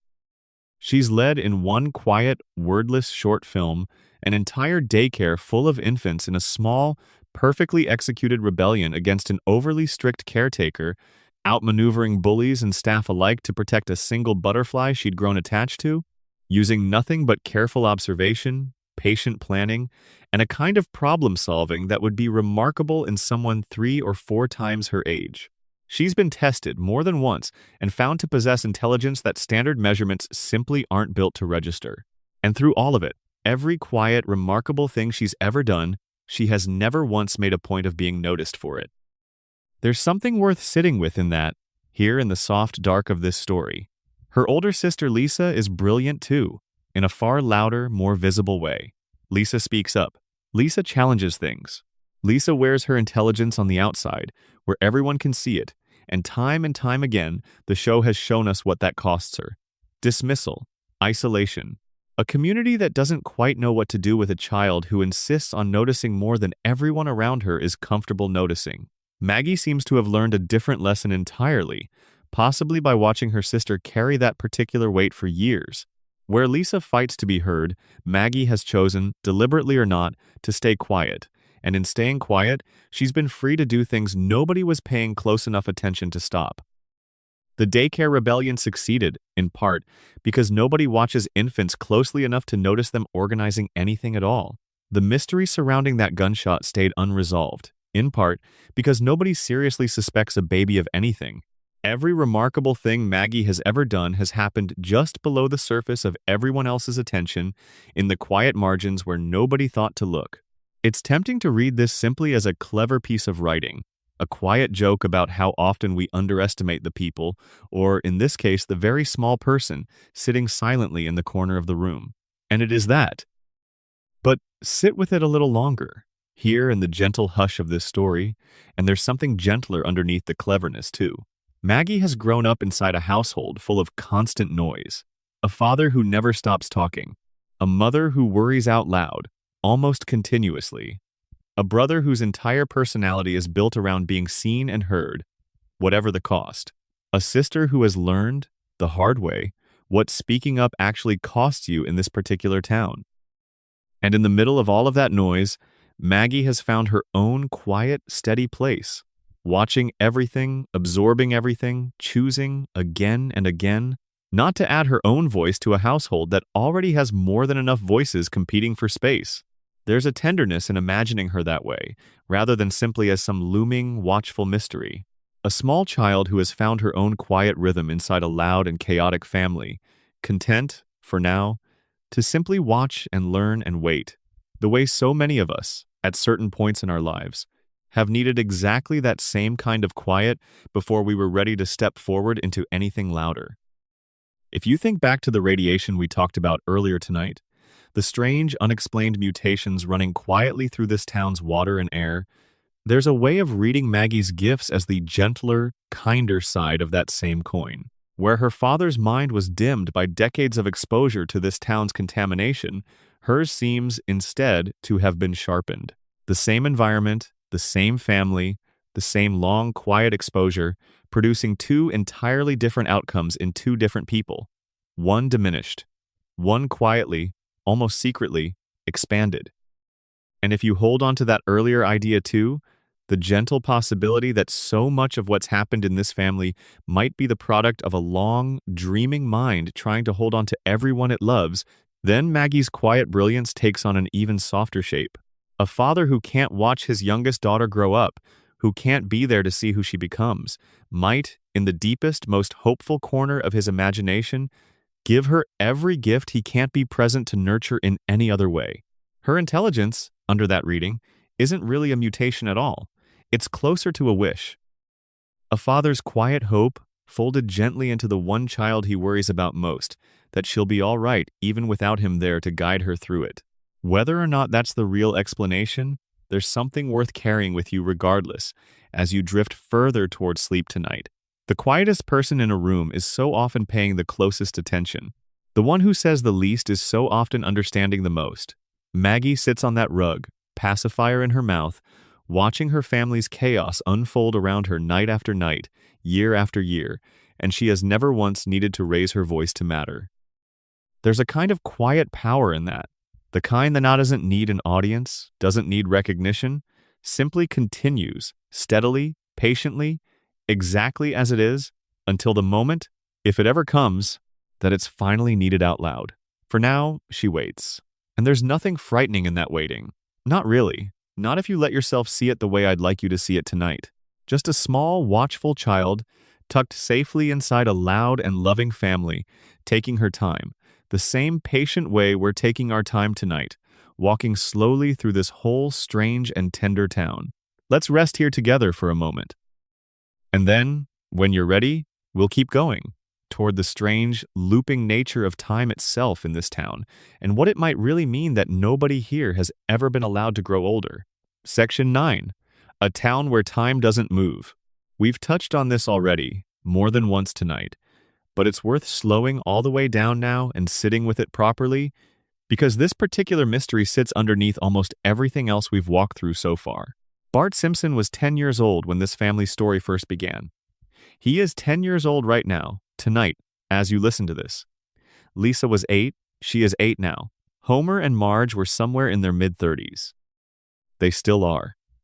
36 years have passed in the world outside this town, and not a single one of those years has touched the family living inside that little house on Evergreen Terrace. This is, in the industry, sometimes called a floating timeline, and it's a fairly common storytelling device for long-running shows about families. The present within the story is always whatever the present happens to be for the audience watching it. References update, technology updates. The world around the characters keeps pace with reality year after year, while the characters themselves simply never move forward with it. Most viewers accept this without a second thought. The same easy way you accept that cartoon characters can survive falls that would kill anyone else. It's just how the genre works.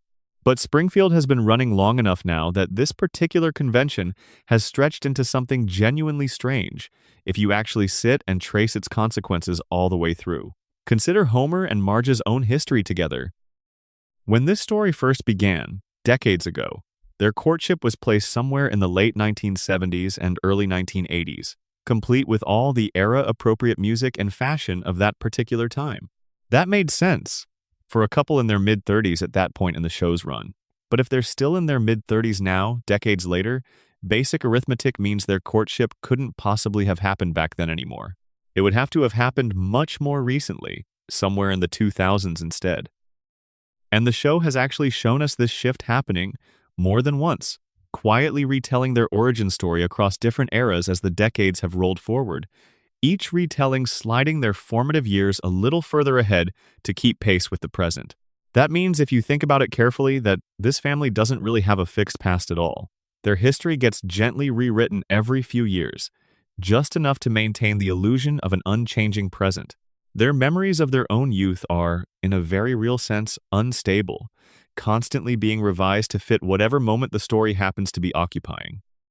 It's a strange thing to sit with, here in the quiet dark, the idea of a family whose entire past keeps softly reshaping itself around them, never quite settled, never quite fixed, always sliding gently forward just enough to keep the present feeling permanent. There's an episode, tucked into the show's earlier years, that briefly imagines what might happen if time were allowed to move forward properly.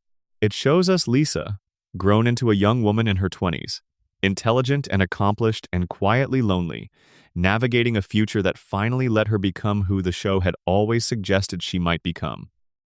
It's a tender, detailed glimpse, full of small, specific choices about who she falls in love with, what she accomplishes, who she becomes, and then, by the very next episode, it's gone.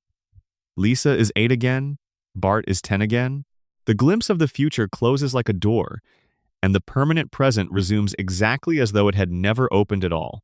The show, in other words, can imagine its characters growing up. It's done it, carefully and thoughtfully, more than once. It simply chooses not to let that growth actually happen in any lasting way. There's something worth sitting with in why that might be, beyond simple narrative convenience. Because if you think about what it would actually mean for this particular family to age in real time, the way real families do, the show as we know it would have to end. Bart would eventually leave for college. Lisa would move somewhere far away, somewhere that finally appreciated the things about her that Springfield never quite knew what to do with. Maggie would, eventually, learn to speak in full sentences, and whatever she's been quietly carrying behind that long silence would finally come out into the open. Homer would retire from the plant. Marge would, at some point, find herself alone in a house built for a family that no longer needed it. And maybe that's really what this whole frozen arrangement is protecting against. Not some grand mystery requiring radiation or comas or any of the larger theories we've spent tonight exploring, though we'll keep holding space for those too, because they're worth holding. Maybe, underneath everything else, the floating timeline is simply protecting this family from having to become a story about an ending. As long as nobody ages, nobody has to leave.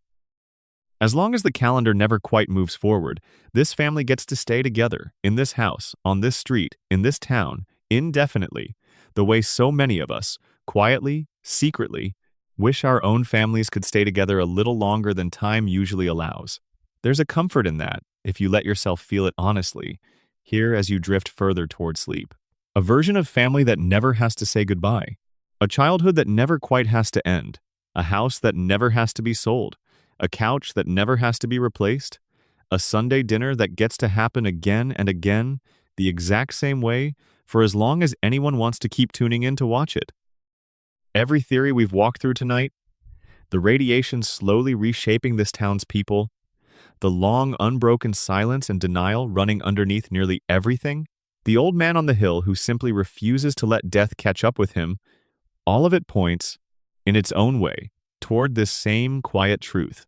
Time doesn't move properly in Springfield, and whether that's because something in the water has slowed it down, or because the whole town has simply, collectively, agreed not to notice it passing, the result is the same. A family, frozen gently in place, held there not by any single villain or single cause, but by the quiet, accumulated weight of everyone, inside the story and outside of it, who simply isn't ready to let them go. Let yourself rest in that thought for a little while, here in the dark. There's nothing frightening in a family that doesn't want to say goodbye. There's something, instead, almost achingly tender in it, if you let yourself see it that way.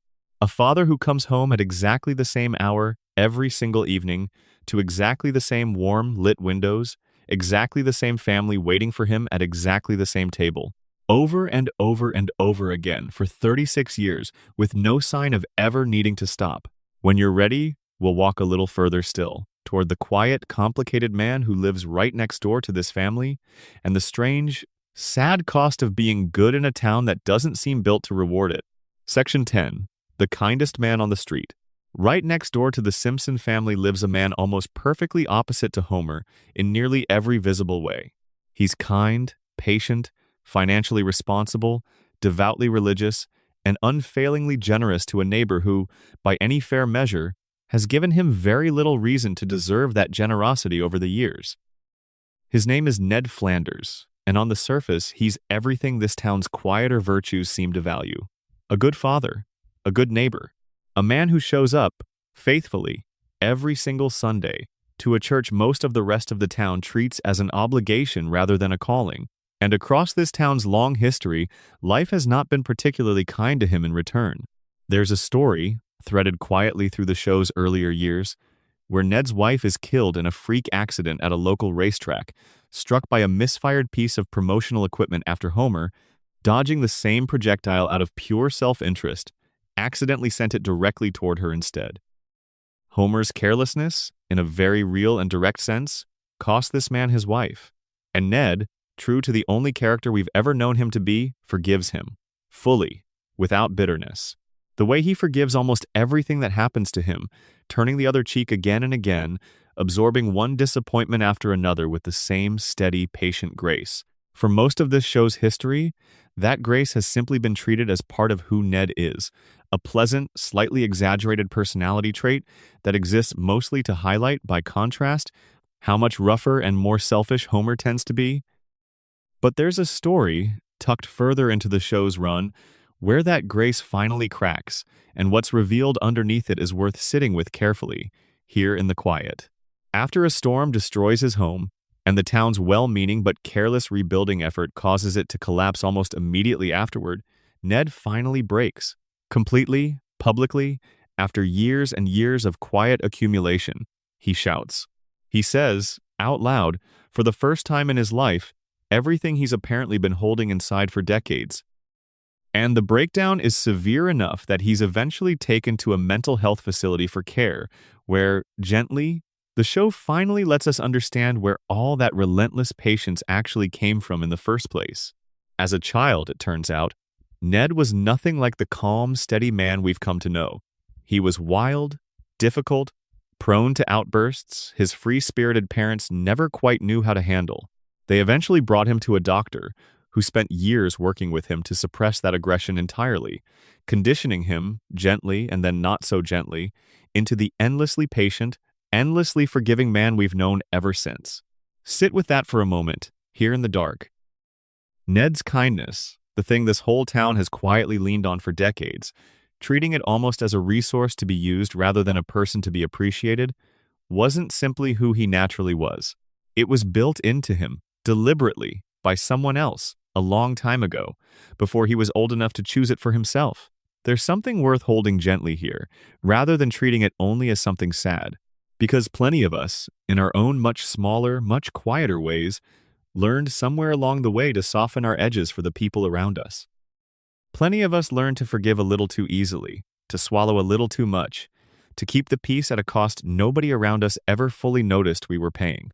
Ned's story, underneath its strangeness, is really just that same familiar story, told a little louder than usual, the way Springfield tends to tell most of its quieter truths. There's a detail that sits particularly heavy if you let it, once you know the rest of his story. Across the show's long history, Homer, of all people, the least devout, least disciplined man in town, has spoken with God directly, more than once, in moments treated with surprising sincerity given the show's usual tone. Ned, meanwhile, the most faithful person in Springfield, attending church every single week without fail, has never once received that same conversation. The drunk who falls asleep during the sermon gets a direct line. The devout man who actually listens gets nothing but silence. It's tempting to read that simply as one more piece of this town's dark, ironic humor, and on its surface, that's exactly what it is. But underneath the joke, there's a quieter, sadder observation worth sitting with. This town, for all its strangeness, doesn't seem to particularly reward goodness in any of the ways we usually expect goodness to be rewarded. Kindness doesn't shield you from loss. Faith doesn't guarantee you'll be heard. Doing everything right doesn't seem to buy you any particular protection from a town that, as we've already seen tonight, runs largely on denial, convenience, and whichever outcome causes the least disruption to everyone else's evening. And right next door, living out the exact opposite life, is a man who does almost everything wrong and somehow keeps landing gently, safely, on his feet every single time. There's no real resolution to that imbalance. Not within the show, and probably not within this story either. It's simply true, the way certain unfair things are simply true in life outside Springfield too. Good people don't always get rewarded the way we'd like them to. Careless people don't always face the consequences we think they deserve. The two men lived next door to each other for 36 years, and the gap between them, the gap between effort and outcome, between trying and simply getting by, never quite closes. But here's something gentler to hold on to. Here at the edge of sleep, Ned keeps going. Despite everything, despite a wife lost to someone else's carelessness, despite a house destroyed and rebuilt badly, despite a silence from the heavens he's spent his whole life listening for, he keeps showing up, keeps being kind to the neighbor who cost him so much, keeps raising his children with the same steady patience that was built into him so long ago. There's a quiet, stubborn endurance in that. The same kind of endurance we noticed earlier in this whole strange, resilient town. Whatever has been taken from him, whatever weight he's been quietly carrying his entire life, he keeps choosing every single day to be the kind of person worth having as a neighbor. Maybe that's enough, even if the universe never quite gets around to rewarding it the way it should. Maybe the choosing itself is the point, regardless of whether anyone, divine or otherwise, ever notices. Let's rest here together for a little while before we continue. And when you're ready, we'll step back out into the wider shape of this town itself, the strange, ever-shifting geography that has never once let anyone pin it down to a single place on any map. Section 11. A town that exists everywhere and nowhere. If you tried, right now, to find Springfield on an actual map, you wouldn't be able to. Not because the show has simply never told us where it is. It's told us many times in many different ways, and every single answer it has ever given contradicts at least one other answer it's given somewhere else. The town has been placed at various points, near Ohio, near Nevada, near Maine, near Kentucky. It has a coastline. It also has mountains. It also has desert. It also has farmland stretching out in every direction. No real American town anywhere has that exact combination of features sitting within a short drive of each other, and yet Springfield somehow has all of them at once. The show's own creator has said, in interviews over the years, that he named the town after a real place in Oregon, a place he grew up near, choosing the name partly because it's one of the most common town names in the entire country. For a brief moment, that seemed to settle things. Springfield was in Oregon, mystery solved. Except the show itself never honored that answer.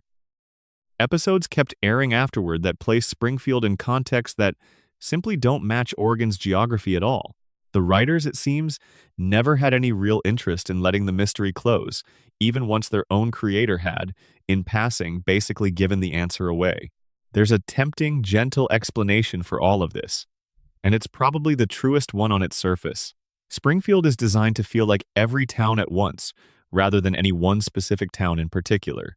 It's meant to feel like the place you grew up, regardless of where that actually was. The industrial decline of certain regions sits alongside the suburban sprawl of others. The small-town closeness of one part of the country sits alongside the wide, anonymous openness of another. Springfield isn't really meant to be located. It's meant to be recognized, the way a familiar feeling is recognized rather than found on a map. That's a lovely explanation. And it's almost certainly the real one, the practical, intentional choice behind why this town has never been allowed to settle into a single, fixed location. But sit with it a little longer, here in the quiet, and there's a gentler, sadder reading available too, one that fits quietly alongside everything else we've discussed tonight. A town that can't be located can't really be held fully accountable either. You can't bring a serious investigation against a nuclear facility if the state it's supposedly located in keeps shifting from one telling to the next. You can't apply consistent oversight to a town that refuses to land anywhere long enough to be properly governed. In its own quiet way, Springfield's geographic uncertainty functions almost like a kind of shelter, the same way the town's collective forgetting functions as a kind of shelter, the same way Homer's chosen fog functions as a kind of shelter. A town that floats between locations is a town that's very hard to pin down, in every sense of that phrase. There's an episode, late in the show's run, that finally seems to settle the question, at least for a moment. In its original broadcast, the family is said to live in a particular corner of Kentucky, but in later reruns of that very same episode, the location was quietly changed to somewhere else entirely. The answer to where this town actually sits depends, even within the show's own official record, on which exact version of the same episode you happen to be watching. There's something almost poetic in that, if you let it settle gently rather than treating it as simply a continuity error. Even when Springfield finally gives you a real answer, the answer itself refuses to stay still.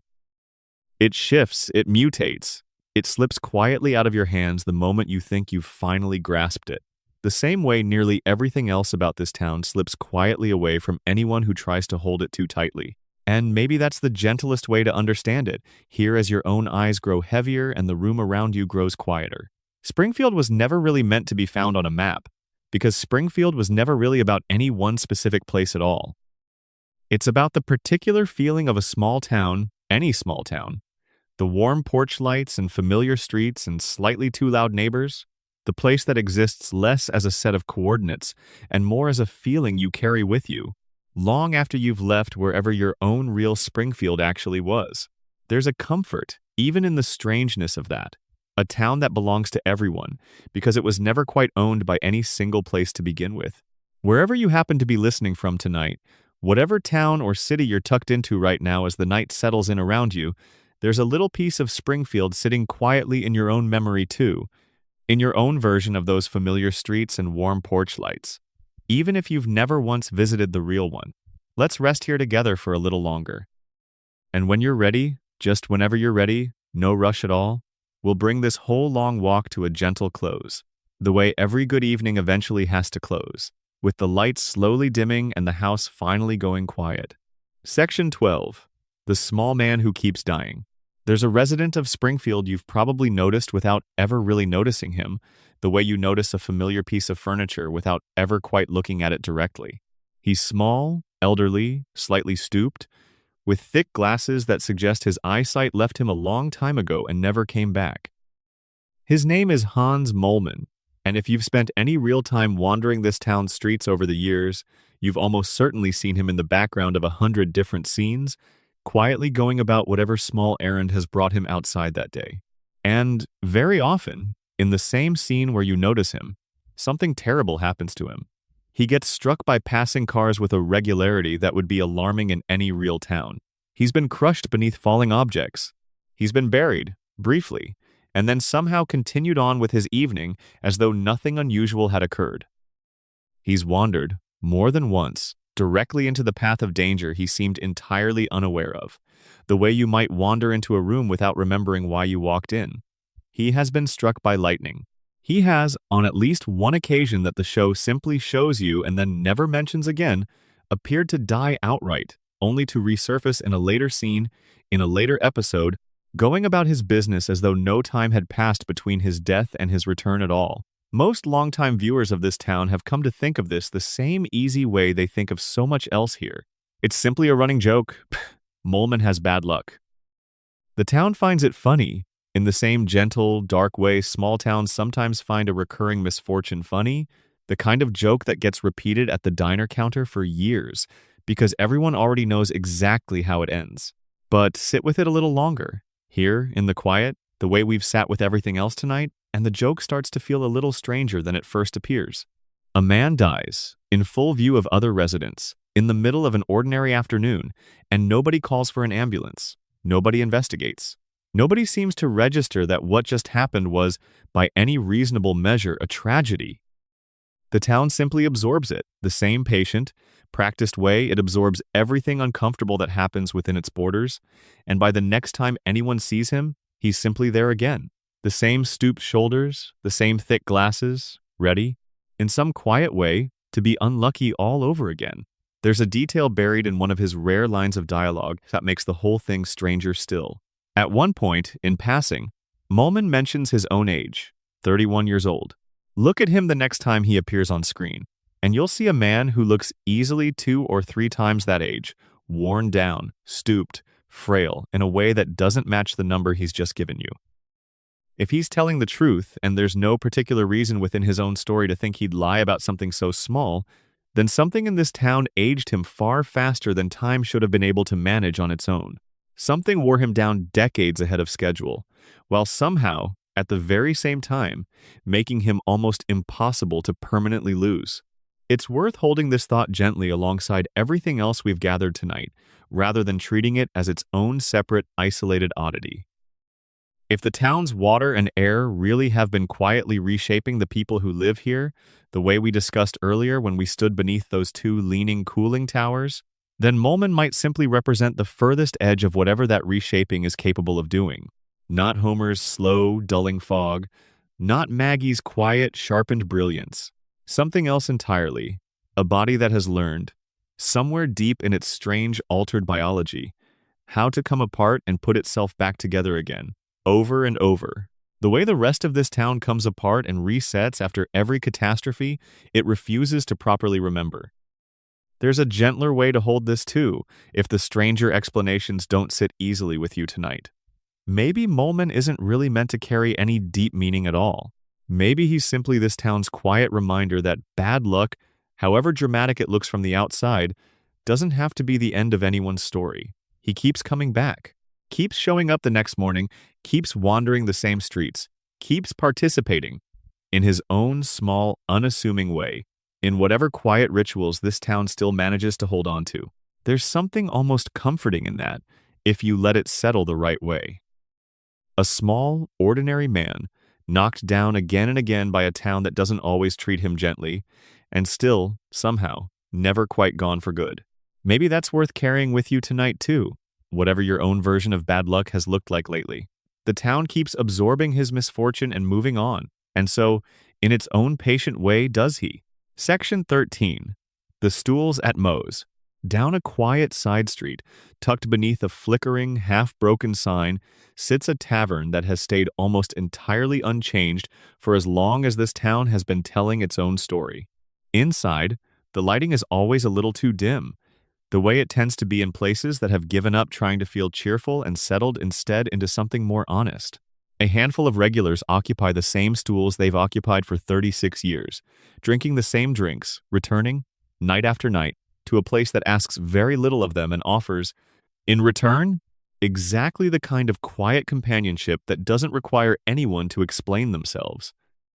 The man behind the bar is named Mo Sislak, and underneath his gruff exterior sits one of the loneliest figures in this entire town. He's been disappointed in love more times than the show has ever bothered to count. He's tried, again and again, in increasingly desperate ways, to find some version of connection that might finally stick, and again, by the next episode, he's back behind that same bar, polishing the same glasses, listening to the same regulars work through the same small disappointments they've been working through for decades. There's a particular kind of tenderness in a place like that, if you let yourself feel it rather than simply finding it sad. A bar where nothing is ever expected to change, where the same handful of people show up night after night, not necessarily because their lives are going well, but because there's comfort in being known, even in a small, unglamorous way, by the same handful of familiar faces. Homer sits on the same stool he's occupied for decades.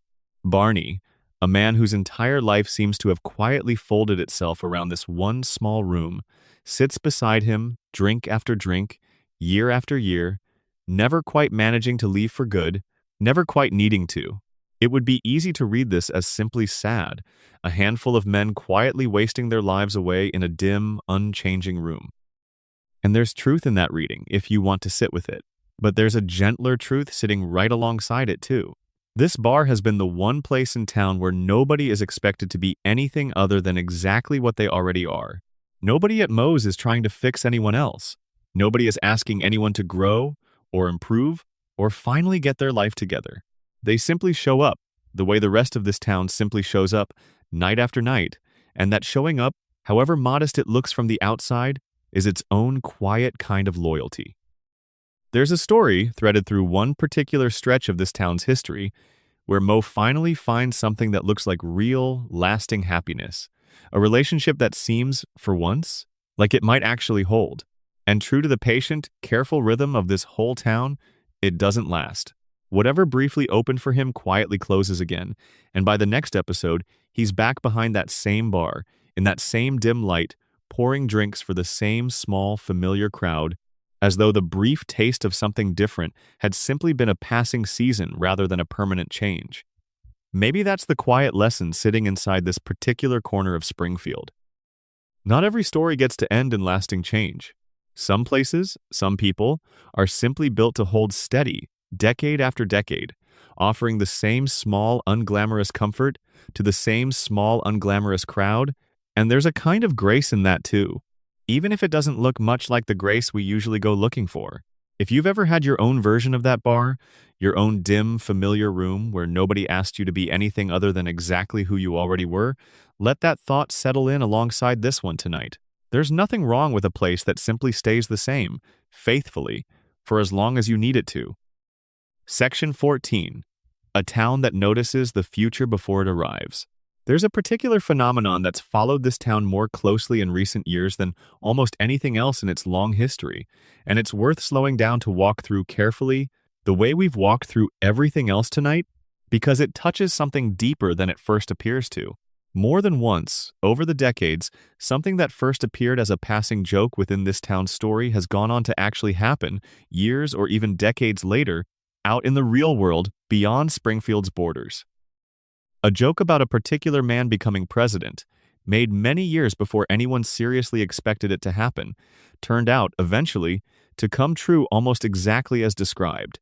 A small visual gag depicting a device worn on the wrist, capable of far more than simply telling time, appeared on screen years before anything resembling it existed on store shelves. A storyline about a virus spreading from one part of the world to another, sending an entire town into a frenzy of panic buying and frightened uncertainty, aired decades before the rest of the world lived through something remarkably similar. Each time one of these moments surfaces, the same wave of astonishment ripples outward. How did they know? Is there something stranger going on here than simple coincidence? Some quieter, older kind of knowing folded into the bones of this town's storytelling? The people who actually wrote these stories, when asked directly, tend to offer a much simpler explanation than the one most people are hoping for. If you tell enough stories, across enough years, about enough different corners of human life, some of them are bound to land close to something that eventually happens. It isn't prophecy. It's simply volume, patience, and the slow, repeating nature of history itself, which has a tendency to circle back around to familiar shapes more often than we'd like to admit. And there's real truth in that explanation. This town has produced an enormous number of stories over its long life, far more than almost any other place anyone has ever told stories about. Within that enormous volume, some of those stories were always going to brush up against whatever the future eventually decided to become. The ones that missed, and there are far more of those than the ones that landed, simply never get remembered. We only carry forward the handful that happened to land close to something real, and forget entirely the much larger pile that never came close to anything at all. But there's a gentler way to understand this phenomenon too, one that doesn't require any mystery at all, and it's worth sitting with here, in the quiet. As we get closer to the end of tonight's long walk, this town's stories were written by people who spent their careers paying very close attention to the world around them, noticing the small shifts and quiet trends most of us are too busy to register in the moment. They weren't predicting the future. They were simply reading the present more carefully than most of us ever managed to, and then gently extending that careful reading a few steps further forward than the rest of us usually bother to look. There's something worth taking from that, beyond the question of whether any particular joke turned out to be true. A town built from careful, patient attention to the world around it will always end up reflecting that world back, sometimes in ways that feel almost eerie in hindsight. It isn't magic. It's simply what happens when you watch closely enough, for long enough, with enough care. And maybe that's part of why this town still feels so familiar to so many of us, all these years later, regardless of where we actually grew up. It was built, story after story, by people paying very close attention to the same, small, ordinary world the rest of us were quietly living inside the whole time too. Section 15. The quiet geometry of a schoolyard. Let's step back, for a little while, into the schoolyard at the center of this town, not to revisit the larger mystery we already walked through earlier tonight, but simply to sit quietly with the ordinary rhythms of an ordinary day there, the way you might sit with the memory of your own childhood schoolyard if you let your mind wander gently back toward it. The building itself is old, patched together over the years from repair after repair, having survived more disasters than any single elementary school reasonably should. Inside, in a classroom near the end of the hall, a restless 10-year-old sits near the back, half listening, mostly plotting whatever small mischief will fill the rest of his afternoon. His teacher, a woman who has spent decades quietly worn down by a job that never quite gave her what she hoped it would, watches him with the particular blend of exhaustion and reluctant fondness that teachers everywhere seem to develop for the students who give them the most trouble. Down the hall, in a different room entirely, a much quieter 8-year-old sits near the front, hand raised, waiting, the way she always seems to be waiting, for someone to finally ask her the question she's been ready to answer for longer than anyone else in the room. She rarely gets called on first. She rarely gets the credit her answer deserves, even when she finally is. And by the end of the day, she walks home anyway, saxophone case swinging gently at her side, already turning over the next question she hasn't found anyone willing to ask yet. There's something achingly familiar in that particular shape, if you let yourself sit with it. Every school in every town seems to have its own version of these two children. The one who acts out because the world hasn't yet found a better outlet for everything restless inside him. The one who quietly carries more than anyone around her seems willing to notice. Springfield's schoolyard isn't really so different from any other schoolyard, once you strip away the cartoon logic and simply watch the children move through their day. The principal patrols the hallway with the same nervous, rule-bound energy he's carried for decades, the same man we spent time with earlier tonight, still quietly carrying an identity that was never originally his own, still in his own careful way, doing his best for the children in his care, despite everything underneath the surface of who he actually is. There's something worth holding on to in that too. Whatever the truth of his own story turned out to be, he still shows up every single morning, still tries in his stiff, awkward way to keep this school running as well as he can for the children who pass through it. The schoolyard itself, at recess, fills with the same chaotic, familiar noise every schoolyard fills with.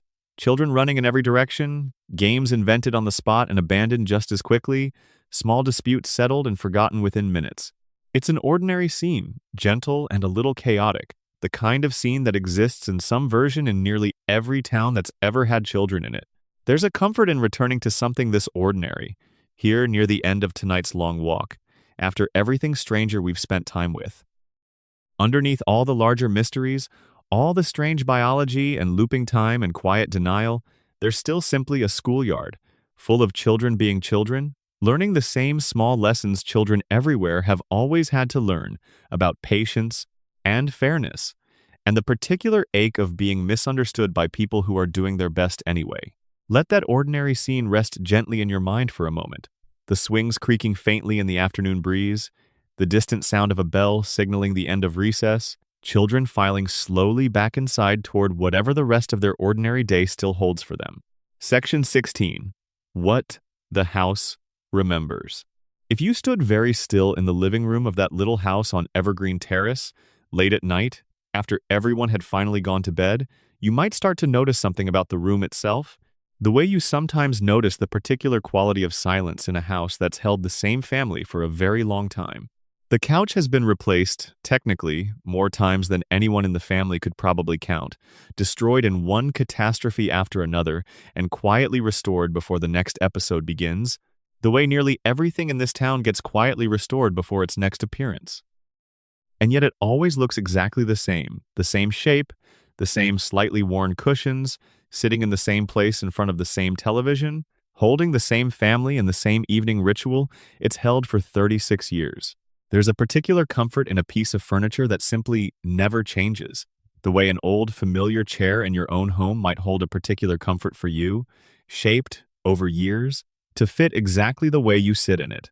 The Simpson family's couch has absorbed 36 years of the exact same evening ritual. The whole family arriving, one at a time, each from whatever direction their day has taken them, settling into the same spots, facing the same television, beginning the same quiet evening they've begun together more times than anyone could possibly count. There's something worth noticing in how often this particular ritual gets disrupted, dramatically, by whatever catastrophe each week's story happens to bring, and how reliably it gets restored by the time the credits roll. The couch survives. The family gathers. The television comes on. Whatever happened that day, however strange or frightening or world-altering it seemed in the moment, gets quietly folded away by the time everyone settles back into their familiar places for the evening. Maybe that's worth carrying with you tonight too, as your own evening winds down toward sleep. However strange your own day was, however many small catastrophes it carried, there's a particular comfort available in simply returning to your own familiar place at the end of it, your own version of that couch, your own version of that quiet, settling ritual that asks nothing more of you than to simply arrive and be present for it. The house itself holds decades of this same quiet rhythm, evening after evening, the walls absorbing the same laughter, the same small arguments, the same warm, ordinary silence that settles in once everyone has finally found their place for the night. There's a kind of permanence in that, even within a town built so thoroughly around impermanence and forgetting. The house remembers, even when the town around it chooses not to. The walls hold every evening that's ever happened inside them, layered quietly on top of each other, the way old houses everywhere seem to hold the accumulated weight of everyone who's ever lived inside them. Let yourself imagine that house now, quiet and dark, every light finally switched off, the family upstairs, settled into sleep, the same family that's been settling into sleep in that same house for 36 years running. There's nothing frightening in that image, not anymore, not after everything we've walked through together tonight. Just a house, holding its family gently, the way houses do, waiting patiently for morning the same way it's waited every single night before this one. Section 17. The animals who share this town. Before we bring tonight's long walk to its final close, it's worth pausing for a little while in a quieter corner of this story, one we haven't given much attention to yet. Springfield isn't only a town of people, it's also a town of animals, each carrying their own small thread through this larger tapestry, each worth a gentle moment of attention before we finally let the whole story settle. There's a greyhound, rescued years ago from a racing track where his luck had finally run out. who has lived alongside this family ever since. Present in the background of nearly every family gathering, every quiet evening on that familiar couch, every small crisis, and every small celebration. He doesn't speak, of course, but there's something in the steady, loyal presence of an animal who has simply been there, through every version of this family's long, strange history that deserves its own quiet acknowledgement. He's grown a little wiser, perhaps, over the decades, the way old dogs in old houses tend to, settling more easily now into his spot by the fire, content to simply watch the family's chaos unfold around him, the same patient way Maggie watches it from her place on the rug nearby. There's a cat, too, sharper-tongued in spirit if not in actual speech, who has survived her own share of this family's chaos, with the particular unbothered Grace cats seem to carry through nearly everything.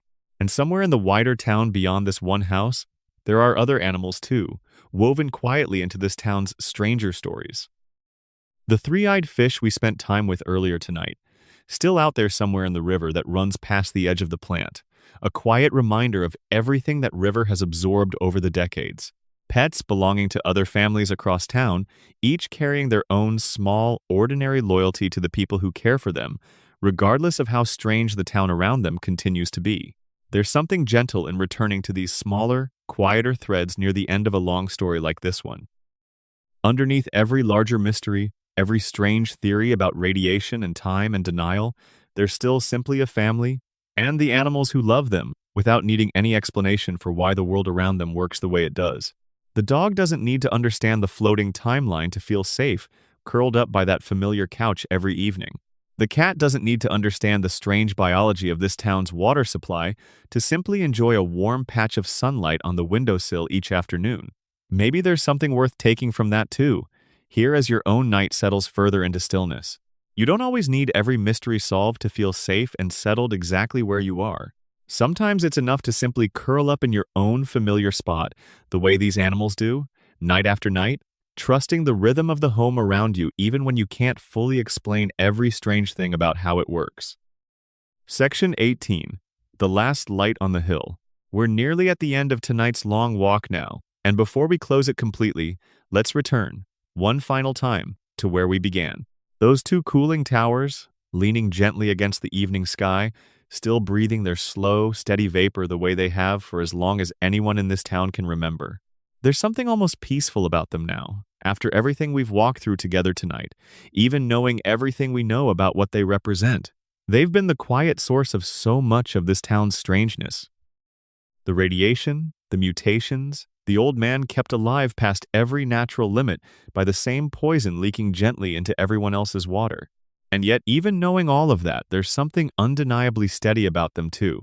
Two old structures standing exactly where they've always stood, lit faintly now by whatever's left of the evening sun, casting their long, familiar shadows across a town that has learned over 36 years to live comfortably in their shade. Maybe that's true of most of the things that shape us, if we're honest about it here, in the quiet at the end of a long night. The forces that change us aren't always villains in any simple sense. They're simply present, steady, woven so deeply into the landscape of our lives that we stop noticing them as separate from the landscape itself.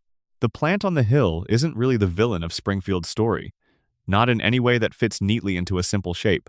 It's simply part of what this town is, the way a particular weight or a particular memory becomes part of what any of us are, whether we ever fully chose it or not. The two towers will still be standing there tomorrow morning, breathing their slow vapor into whatever color the sky decides to be that day. The family in the little house on Evergreen Terrace will still be exactly where we left them, gathered around the same table, the same ages they've always been, ready to begin the whole familiar rhythm of their day all over again.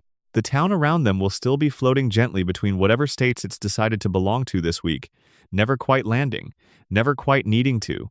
There's nothing left to solve tonight. We've walked through nearly every corner of this strange, tender place. Slowly, patiently, the way you'd walk through any place you've grown to love despite, or maybe because of, everything strange about it. And now, at the end of it, there's nothing more required of you except to let your own evening settle the same quiet way. Springfield's evenings always seem to settle, gently, completely, with the lights slowly dimming one by one until the whole house finally goes dark. Section 19. The Halloween that doesn't count. Once a year, every year, this town tells itself a different kind of story. One it quietly agrees, the moment it's finished, never really happened at all. These are the strange, separate tales told around the time of year, when the nights grow longer and the air turns cold. Stories where the family we've come to know so well gets recast in roles, far darker than anything they ever occupy during the rest of the year. In one telling, the father becomes something monstrous. In another, the children find themselves trapped in worlds built from old folklore and older fears. In another still, the entire town is wiped from existence and quietly rebuilt by forces beyond anyone's understanding, only for everyone to wake up the next morning as though none of it had ever taken place. It's tempting to treat these stories as entirely separate from everything else we've walked through tonight, set apart, clearly labeled, safely contained within their own special evening each year. And in one very real sense, they are separate. The show itself goes out of its way to tell you so, opening each of these tales with a gentle reminder that nothing inside them should be taken as part of the ongoing, continuous story of this family's life. They exist in their own pocket, sealed off, free to imagine darker, stranger, more impossible things than the rest of the year ever allows. But sit with that arrangement a little longer, here in the quiet, the way we've sat with everything else tonight, and there's something worth noticing underneath it. A town that needs one specific, clearly labeled evening each year just to imagine its own darkness. Honestly, free from the constant pressure to reset and forget by the next morning, is a town that's been carrying quite a lot of unspoken darkness the rest of the year too. These yearly stories aren't really separate from everything else we've discussed tonight. They're more like a pressure valve, a place where all the genuine strangeness this town usually has to quietly absorb and forget gets permission, just once a year, to be spoken aloud without consequence. Think about how often, across these specific tales, the show finds itself circling back to the very same themes we've spent all night walking through. Families who can't quite trust what they're seeing. Towns destroyed and rebuilt without anyone quite remembering how. Characters trapped in loops they can't escape, living the same day over and over, the same fate finding them again and again no matter how many times they try to outrun it. These aren't really new ideas, invented specially for one strange evening each year. They're the same ideas that live quietly underneath everything else in this town's story, simply given permission for one evening to step out of the shadows and be looked at directly. There's a particular kind of relief in that, if you let yourself feel it the right way. Once a year, this town gets to say the quiet part out loud.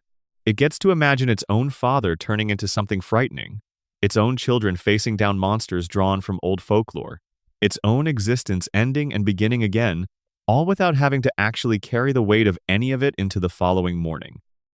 The story gets told, fully, openly, and then, with a gentle wink to the audience, it gets folded neatly away again, the same way everything uncomfortable in this town eventually gets folded away. Maybe that's not so different from what dreams do for the rest of us.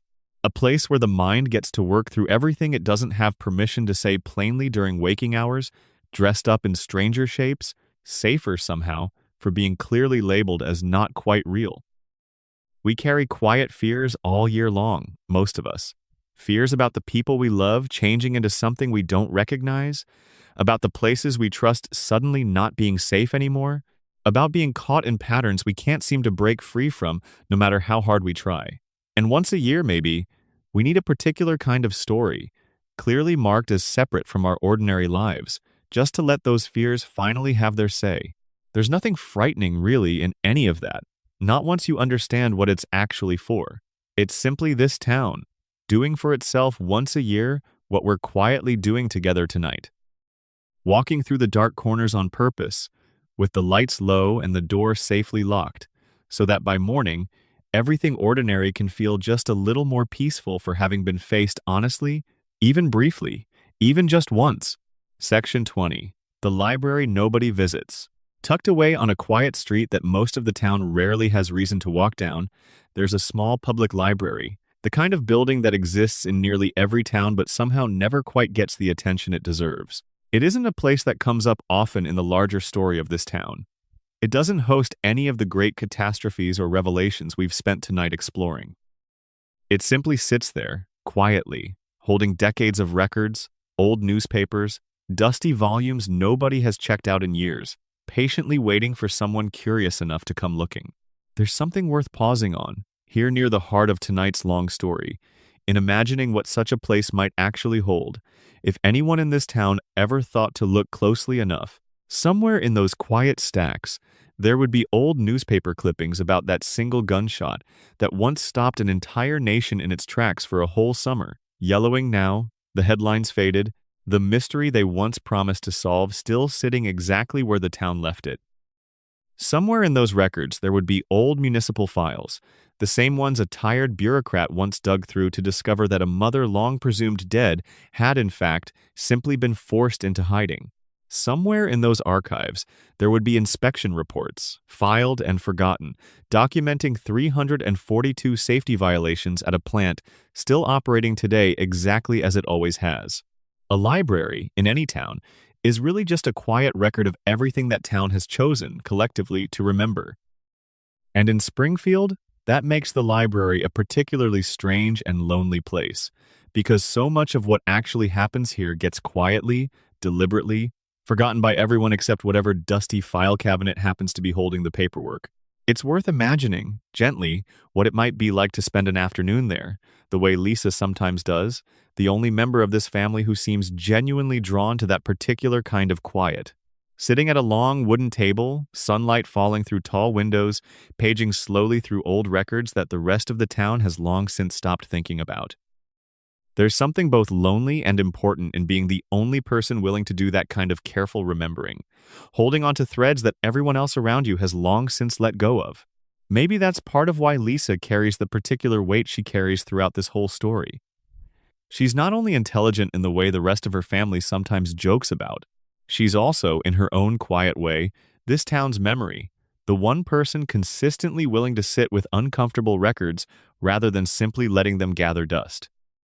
It's a heavy thing to carry, being the one who remembers in a town built so thoroughly around forgetting, and it's worth holding a little extra tenderness for her, here near the end of tonight's long story, knowing how much weight she's quietly been carrying the whole time.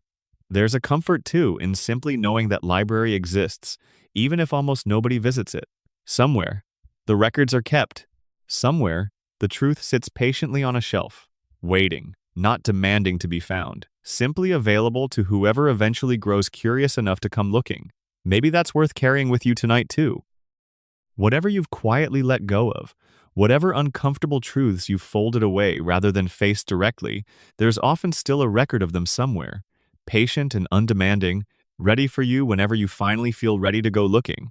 For now, though, the library stays quiet, its tall windows catching the last of the evening light, its long wooden tables empty, its shelves holding decades of a town's whole history, undisturbed, the way most quiet, important things tend to stay undisturbed until exactly the right person finally walks through the door. Section 21.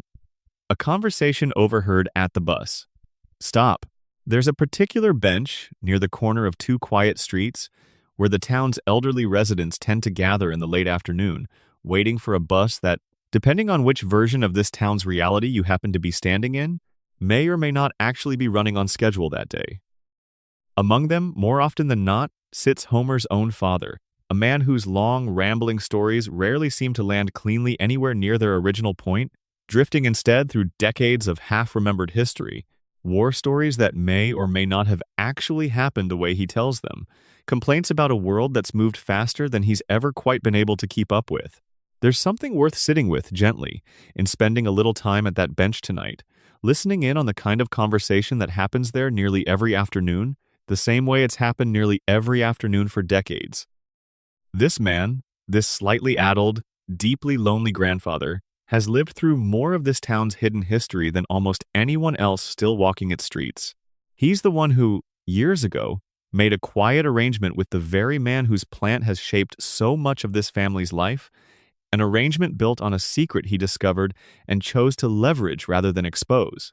He's the one who told his own son, decades ago, that his mother had died when the truth was far more complicated and far more painful than a simple grave could ever properly contain.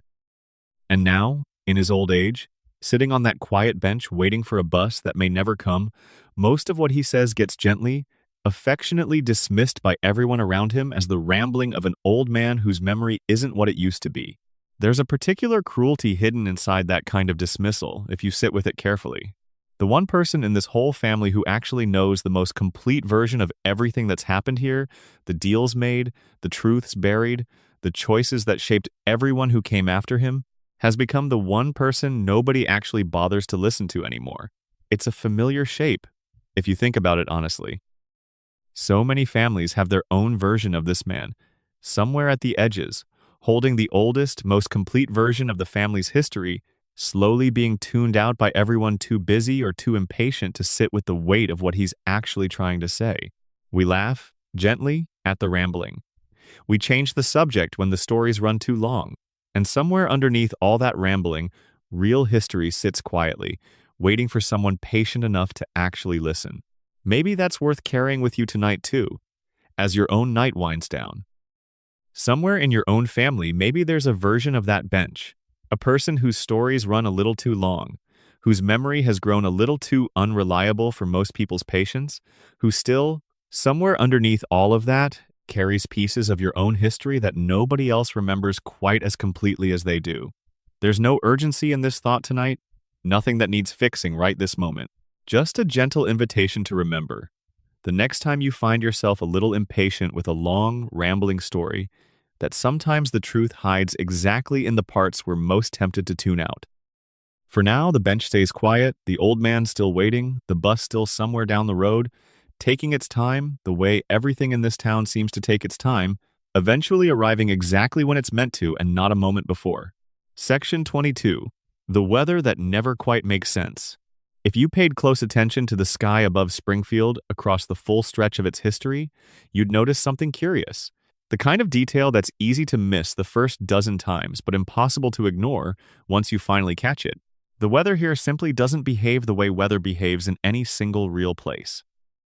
Within the span of what should be one ordinary season, this town has weathered blizzards thick enough to bury entire streets and heat waves intense enough to melt the asphalt on those very same streets, sometimes within episodes close enough together that no real calendar could ever explain the shift.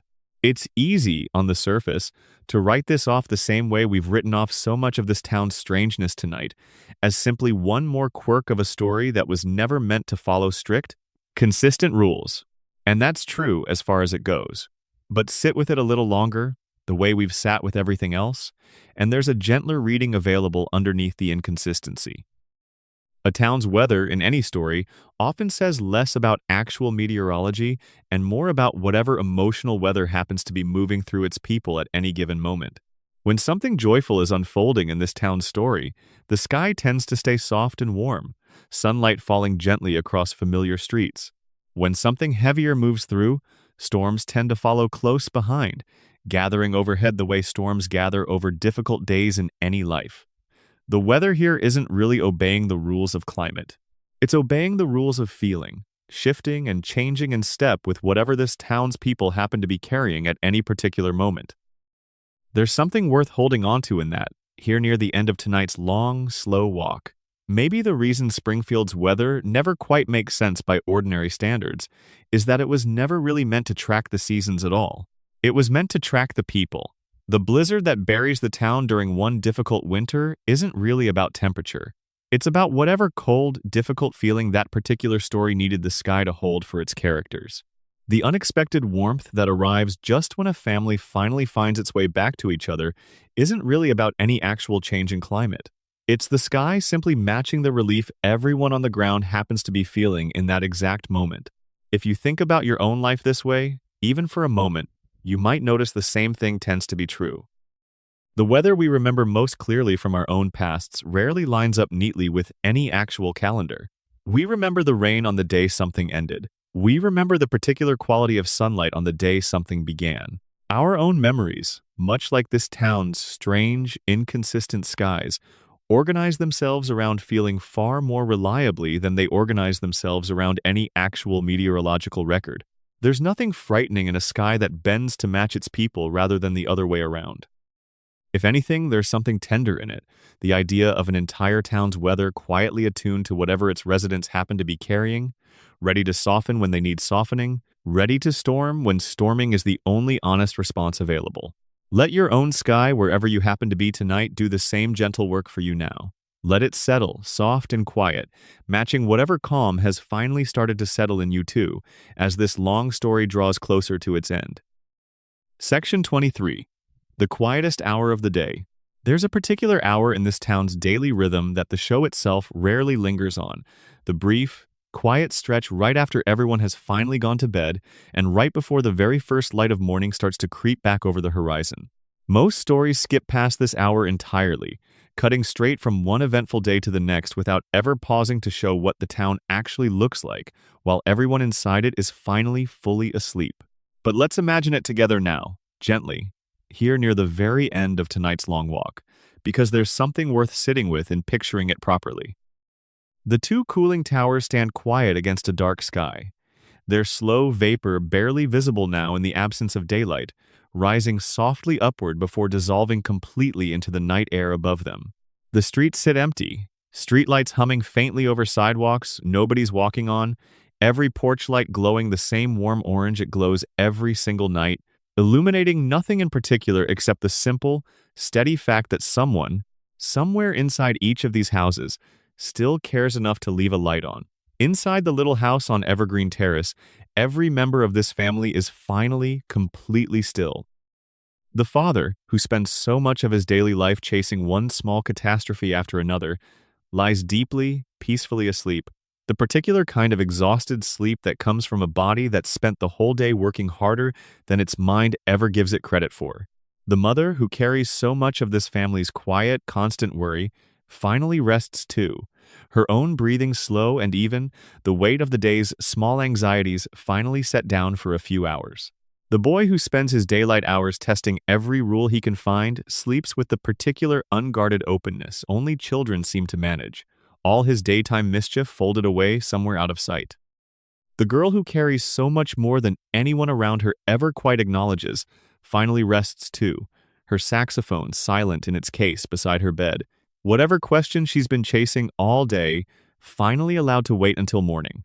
And the baby, the quietest, most watchful member of this whole household, sleeps the deepest of all, her small, careful mind finally, briefly, given permission to simply rest rather than observe.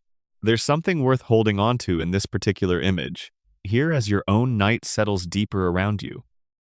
However strange this town's daylight hours might be, however many mysteries and theories and quiet denials we've spent tonight walking through together, this 1 hour, the deep, quiet hour after everyone has finally gone to sleep, belongs to nobody but rest itself. No catastrophes happen here, no mysteries unfold, no old men glow faintly green in the woods, no babies reenact half-remembered gunshots, no towns vote to bury uncomfortable truths. There's simply a whole town, finally still, finally quiet, finally allowed to simply exist without anything being asked of it. Let that same quiet settle over you now too, wherever you happen to be listening from. There's nothing left to walk through tonight except this one, final, peaceful hour. The same hour that settles gently over every house on every street in this strange, tender, endlessly patient town. Every single night, without fail, the way it's settling over your own room right now too. Section 24. The quarry at the edge of town. Past the last row of houses, where the streets stop being paved as carefully and the porch lights start to thin out, there's an old rock quarry that sat largely unused for as long as most of this town's residents can remember. It doesn't come up often in the larger story we've been walking through tonight. It's the kind of place that exists at the edges of nearly every town. Half forgotten, occasionally remembered when teenagers go looking for somewhere quiet to gather, or when a stray dog wanders too close to its steep, rocky edges and someone has to go retrieve it. There's something worth sitting with, here near the edges of our own long walk tonight, in spending a little time at a place like this, a place defined less by what happens there and more by the simple fact that almost nothing happens there at all. While the rest of this town has spent 36 years cycling through one dramatic catastrophe after another, the quarry has simply sat, quiet and unchanged, gathering dust and rainwater in roughly equal measure, indifferent to whatever chaos continues to unfold a few streets away. Maybe every town needs a place like this, somewhere just outside the reach of its own constant noise, a patch of quiet ground that nobody's particularly invested in keeping eventful. The quarry doesn't need to mean anything. It doesn't need to hold some deeper truth about radiation or denial or frozen time. It simply needs to exist, the way certain quiet corners of any life simply need to exist, untouched by whatever drama happens to be unfolding everywhere else. If you've ever had your own version of this place, a quiet field at the edge of your childhood town, a stretch of woods nobody bothered keeping particularly tidy, an empty lot that never quite got developed into anything in particular, let this thought settle in alongside it tonight. There's a particular kind of peace available in places that simply don't ask anything of you, that don't carry the weight of being remembered or explained or folded into any larger story. Sometimes the kindest places in our memory are the ones we can't actually say much about at all, simply because nothing much ever happened there.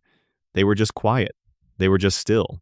And sometimes that's exactly what a place or a person or an evening like this one needs to be. Let the quarry stay quiet tonight too, the way it stayed quiet for as long as anyone can remember, rainwater settling gently at its base, undisturbed, asking nothing of anyone, simply being exactly what it is. Section 25. The letters nobody sends. Somewhere in a drawer in that little house on Evergreen Terrace, tucked beneath old photographs and half-finished crossword puzzles, there are almost certainly letters that were started and never finished, the kind of correspondence every family seems to accumulate over the years without ever quite meaning to. A note begun and abandoned halfway through. A card bought for an occasion that came and went before it ever got mailed.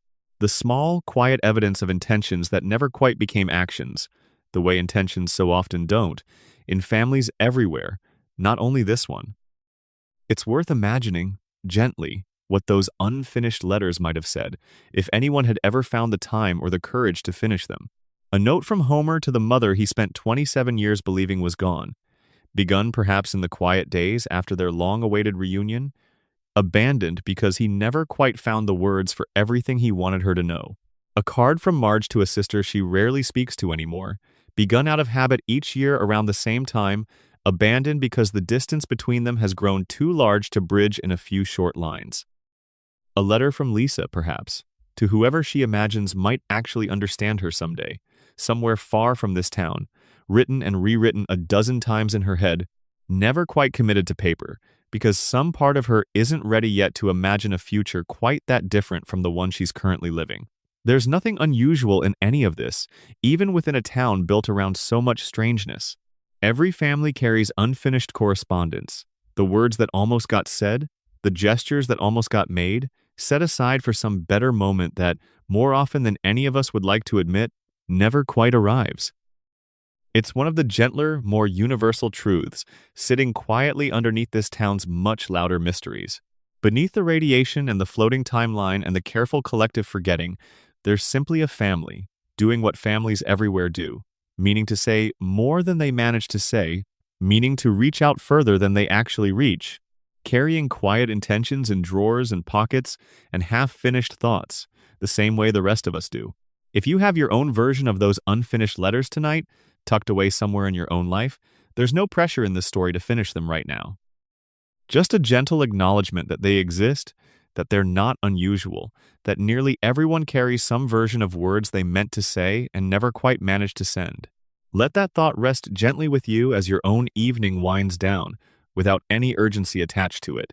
The letters will still be there tomorrow, the way Springfield will still be there tomorrow too, patient, unfinished, and entirely forgivable for being exactly that way. Section 26. The sound of a town falling asleep. If you could somehow stand at the very center of this town, right where Main Street crosses the quiet road leading toward Evergreen Terrace, and simply listen, late in the evening, as one house after another settles into stillness, you'd notice a particular rhythm to it, the same rhythm most towns seem to share once the daylight finally gives way to night. First, the sound of dinner dishes being cleared, clinking softly behind closed kitchen windows up and down the street. Then, gradually, the soft blue flicker of televisions, glowing faintly behind curtains, voices murmuring low enough that you'd need to stand very close to actually make out the words. Then, slowly, one by one, the lights start to switch off, room by room, house by house, until only the porch lights remain, glowing their steady, patient orange against the deepening dark. There's something almost musical in that gradual quieting, if you let yourself listen for it the right way. A whole town, falling asleep together, not all at once, but in waves, each house finding its own particular rhythm, its own particular hour, until eventually, by the deepest part of the night, the whole street has gone still and silent, save for the distant, steady hum of the two cooling towers on the hill, breathing their slow vapor into a sky too dark now to see clearly. Imagine, for a moment, every house on that street settling into this same rhythm tonight. The Simpson family's windows going dark, one by one. The kitchen first, then the living room, then, finally, the small upstairs bedrooms where each member of that family finally lets the day's chaos fold itself away. Down the street, the kind neighbor's house goes quiet too, his porch light glowing, steady and warm, the same patient kindness he carries through his days somehow visible even in the simple, steady way his house settles into its own evening rest. Further along, the small, elderly man who seems to attract more than his fair share of misfortune finally rests too, safe, for tonight at least, from whatever the next day might have waiting for him. There's a comfort in imagining a whole town falling asleep together this way, each house finding its own particular rhythm, none of them needing to match any of the others exactly, all of them, eventually, arriving at the same quiet stillness regardless. Maybe that's worth carrying with you now too, as your own evening continues to settle. Wherever you are, whatever rhythm your own evening has taken tonight, you're not really so different from any house on that quiet street, finding your own particular way toward the same shared, simple destination: rest, stillness. The deep, settled quiet that comes after a long day finally allows itself to be set down. Let the sound of that whole town falling asleep settle around you now too, gently, the way it settles every single night. Without fail, the porch lights glowing steady against the dark, the cooling towers breathing slow and patient on the hill, every house, one by one, finding its own quiet way toward sleep. Section 27. What the saxophone knows. There's a particular sound that drifts, almost every evening, from behind a closed bedroom door in that little house on Evergreen Terrace, soft and a little melancholy, more skilled than you'd expect from someone so young, carrying a depth of feeling that seems to belong to someone who's lived through far more than 8 quiet years on this earth. It's the sound of a saxophone, played alone, in private, by a girl who seems to understand more clearly than anyone else in her family that some things are easier to say through music than through words. There's something worth sitting with, gently, in spending a little time with that sound tonight, separate from everything else we've discussed about the girl who plays it. Music, after all, has its own particular way of carrying things that words sometimes can't quite manage. A long, slow melody can hold loneliness without needing to explain exactly where that loneliness comes from. A particular searching phrase, repeated and revised, can carry the shape of a question without ever needing to spell out exactly what's being asked. Imagine, for a moment, what that saxophone might be saying each evening behind that closed door. Maybe it's the loneliness of being the only person in a room who notices certain things, the weight we discussed earlier tonight, the particular ache of being right more often than anyone around you is ready to hear. Maybe it's something gentler than that, simply the sound of a young mind working through the ordinary, universal confusions of growing up, however slowly that growing up happens to unfold in this particular town. Maybe it's neither of those things exactly. Maybe it's simply the sound of someone finding a private, safe place to feel whatever she happens to be feeling that particular evening, without needing anyone else in the house to understand or interpret or respond to it.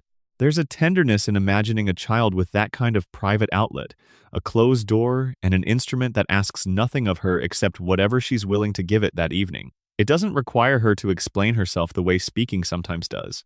It doesn't require an audience, doesn't require approval, doesn't require anyone else in the house to fully understand what she's working through. It simply gives her a place to put it, evening after evening, the same patient, private ritual, repeating itself for as long as this family's story continues.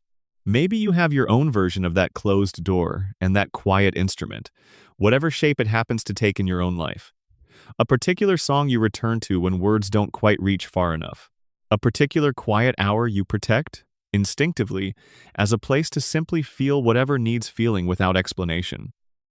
If you do, let that thought settle gently alongside this one tonight. The soft, searching sound of a saxophone drifting through a closed door in a house that's held this same evening ritual for 36 years, patient, private, and entirely its own. Section 28. A final look at the porch light. Before we let this whole long evening finally close, there's one last image worth holding on to. Simple and small enough to carry easily with you all the way into sleep. A single porch light, glowing warm and steady against the deepening dark, fixed to the front of a small house with a brown roof at the end of a quiet street in a town that exists everywhere and nowhere at once. That light has been burning, in one form or another, for 36 years now, switched on each evening as the sun finally dips below whatever strange, impossible horizon this town happens to have arranged for itself that particular week. It doesn't illuminate very much, really. Just a small patch of front walk, a few steps, the edge of a mailbox that's collected 36 years of letters, both sent and unsent. But it's there, steady and reliable every single evening, regardless of whatever catastrophe the day happened to carry, regardless of whatever mystery remains unsolved, regardless of whatever strange, quiet truth this town has chosen, once again, not to examine too closely. There's something worth taking from that simple, steady light here at the very edge of sleep. However strange this town's story turned out to be, however many quiet mysteries we uncovered together tonight, that light has never once failed to come on. Someone, every single evening, for 36 years, has reached for that switch and chosen deliberately to leave a small, warm signal burning against the dark, a quiet promise that whoever needs to find their way home will always have a light to guide them back.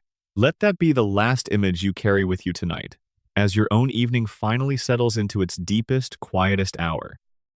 A small porch light glowing steady against the dark, fixed to a house that's held the same family safely inside it for longer than most houses ever get the chance to. It will still be burning tomorrow evening too, the same patient, steady light, ready, the way it's always been ready, to welcome everyone home again, exactly as they are, exactly where they belong. Section 29. The Mailman's Long Route. There's a man who walks the same route through this town every single weekday, satchel over his shoulder, delivering whatever this town's residents happen to be sending each other that particular morning. He doesn't feature prominently in many of the larger stories we've walked through tonight, but he's there, quietly, in the background of nearly every street, every house, every quiet exchange of correspondence this town has carried across 36 years. There's something worth pausing on, gently, in imagining everything that's passed through his hands over the decades.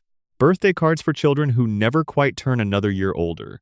Bills for a household that somehow never falls permanently behind, despite a father whose financial decisions rarely inspire much confidence. The occasional, rare letter from somewhere far outside this town's borders, carrying news of a world that keeps moving forward in ways Springfield itself never quite seems to. He's walked this same route, past this same little house with the brown roof, past this same kind neighbor's well-tended garden, past the same dim tavern and the same quiet schoolyard, more times than anyone could possibly count. And yet, by every account this town has ever given us, he himself doesn't seem to age any more than anyone else here does. Maybe that's simply one more small thread in the larger pattern we've spent all night tracing, one more resident of this strange, frozen town carrying his own small, steady roll forward, unchanged, decade after decade, content to simply keep walking the same familiar route, regardless of how strange everything around him continues to be. There's a particular kind of grace in a job like that, the quiet, steady work of simply delivering what needs delivering, day after day, without needing any larger explanation for why the world around you continues to behave the way it does. He doesn't need to understand the floating timeline to keep walking his route. He doesn't need to solve the mystery of the gunshot or the radiation or the stolen identity to keep doing his small, necessary part in keeping this town connected to itself and to whatever lies beyond its impossible borders.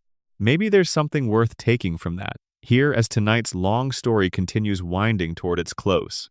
Not every role in a life, or in a town, needs to carry deep meaning or hidden mystery.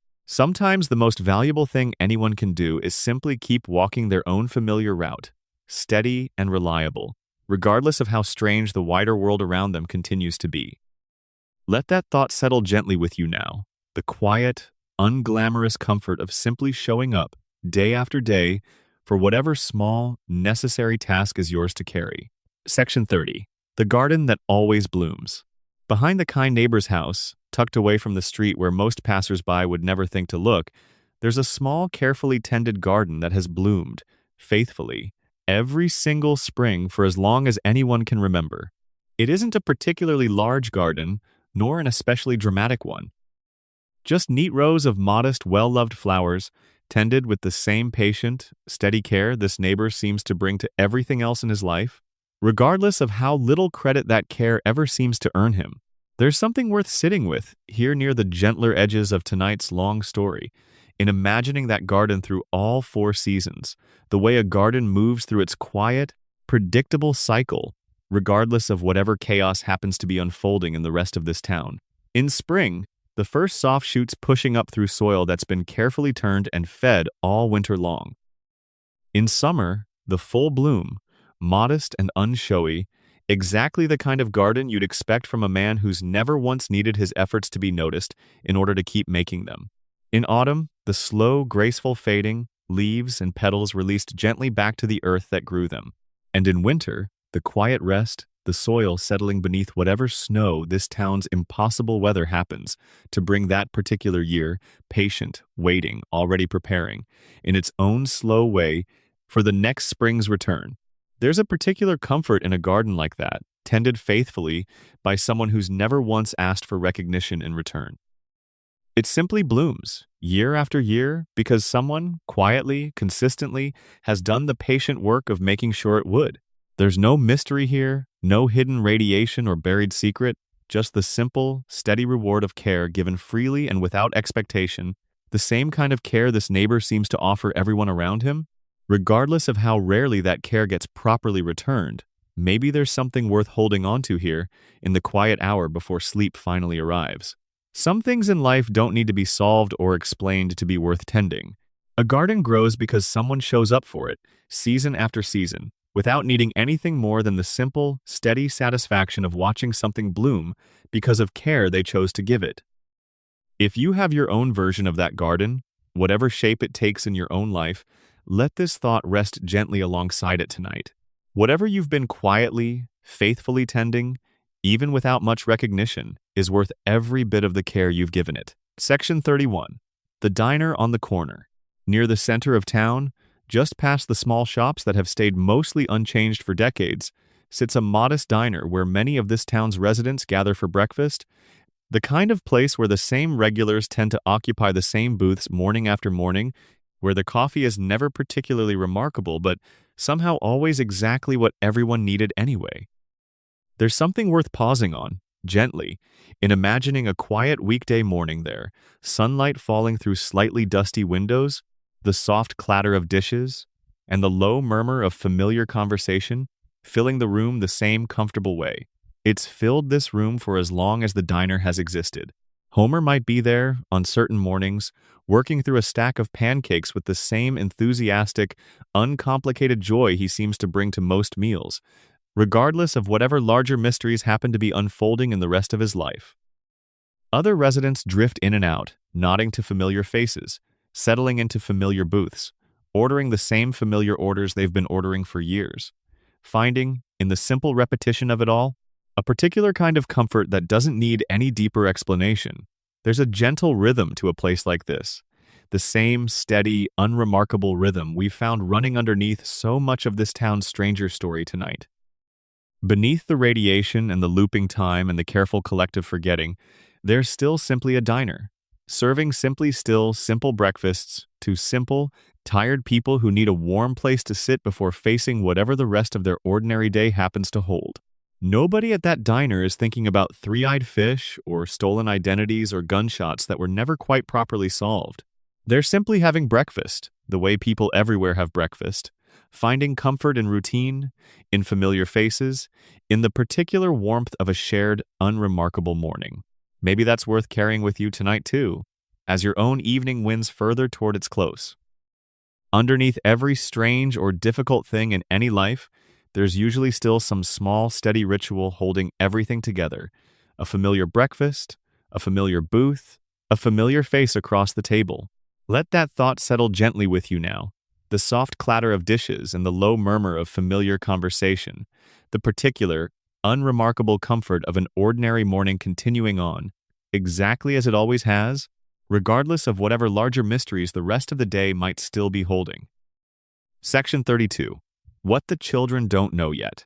There's a particular kind of grace in childhood, the same grace we've touched on gently throughout tonight's long story, without ever quite naming it directly. And it's worth sitting with fully here, near the end of our walk, before we let this whole evening finally settle into sleep.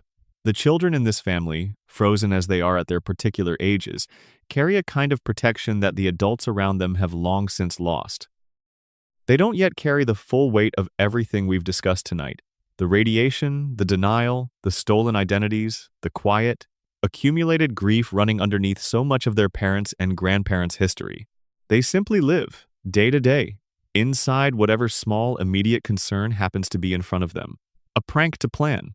A question nobody else will answer. A song to practice behind a closed door. The larger, heavier truths of this town remain, for now, mostly outside their reach, the way the heaviest truths of any childhood usually stay outside, reach for a little while longer than the adults around that childhood often realize. There's something worth protecting in that, gently, the way this town itself seems to protect it, whether intentionally or not. A floating timeline that never lets these children grow older also, in its own strange way, never lets them inherit the full weight of everything their parents have quietly carried before them. Bart gets to stay 10, free, for now, of the heavier questions that come with growing older in a town built this thoroughly around denial. Lisa gets to stay 8, free, for now, of having to fully carry the loneliness of being the only person willing to ask the questions nobody else wants answered. Maggie gets to stay 1, free, for now, of having to decide what to finally do with everything she's so quietly, patiently observed. Maybe that's part of the deeper tenderness sitting underneath this whole frozen, impossible town. Not simply a family refusing to let go of each other, though that's certainly part of it too, but also, gently, a kind of protection extended toward the youngest among them. A way of letting childhood stay childhood for just a little longer than time would otherwise allow, sparing them, for now, from carrying the full weight their parents have already quietly carried for so long. There's something worth holding on to in that tonight too, especially if you're carrying your own version of grown-up weight right now, here in the quiet hours before sleep. Maybe there's still a small, protected corner of you that never quite grew up either, some piece of yourself that's still allowed to stay light, still allowed to simply skateboard down a familiar street or play a private song behind a closed door, without needing to carry every heavier truth the rest of your life has handed you. Let that small, protected piece rest a little tonight too, the same gentle way Bart and Lisa and Maggie get to rest, frozen safely at exactly the age that needs protecting most. Section 33. The Bridge Out of Town. At the far edge of Springfield, past the quarry, past the last scattered houses, there's a long, narrow bridge that carries the town's one main road out toward whatever lies beyond its impossible, shifting borders. Most residents rarely cross it. There's rarely much reason to. Everything this town's people need, their jobs, their school, their church, their familiar booth at the corner diner, sits comfortably within Springfield's own borders, and the wider world beyond that bridge has always felt, to most of them, a little abstract, a little unnecessary, the way the rest of the world sometimes feels unnecessary to anyone who's found everything they need close to home. There's something worth sitting with, gently, in imagining that bridge tonight, stretching out into the dark, its far end disappearing into whatever uncertain geography this town has decided to border this particular week. It's the one place in Springfield where the town's careful, comfortable boundaries finally give way to something genuinely uncertain, the edge of the frame, the place where this whole strange, tender story finally runs out of clearly mapped ground. A few characters, across this town's long history, have actually crossed that bridge and found their way into the wider world beyond it, if only briefly. We touched on one of them earlier tonight, the daughter who, in one brief, tender glimpse, grew up and left and built a life somewhere far from these familiar streets. Most of the time, though, that bridge simply sits there, quiet and mostly unused, a road leading toward a world this family rarely has reason to actually enter. There's a particular kind of meaning in a bridge like that. The boundary between the world a story chooses to dwell inside and the much larger world it could, if it wanted to, eventually step out into.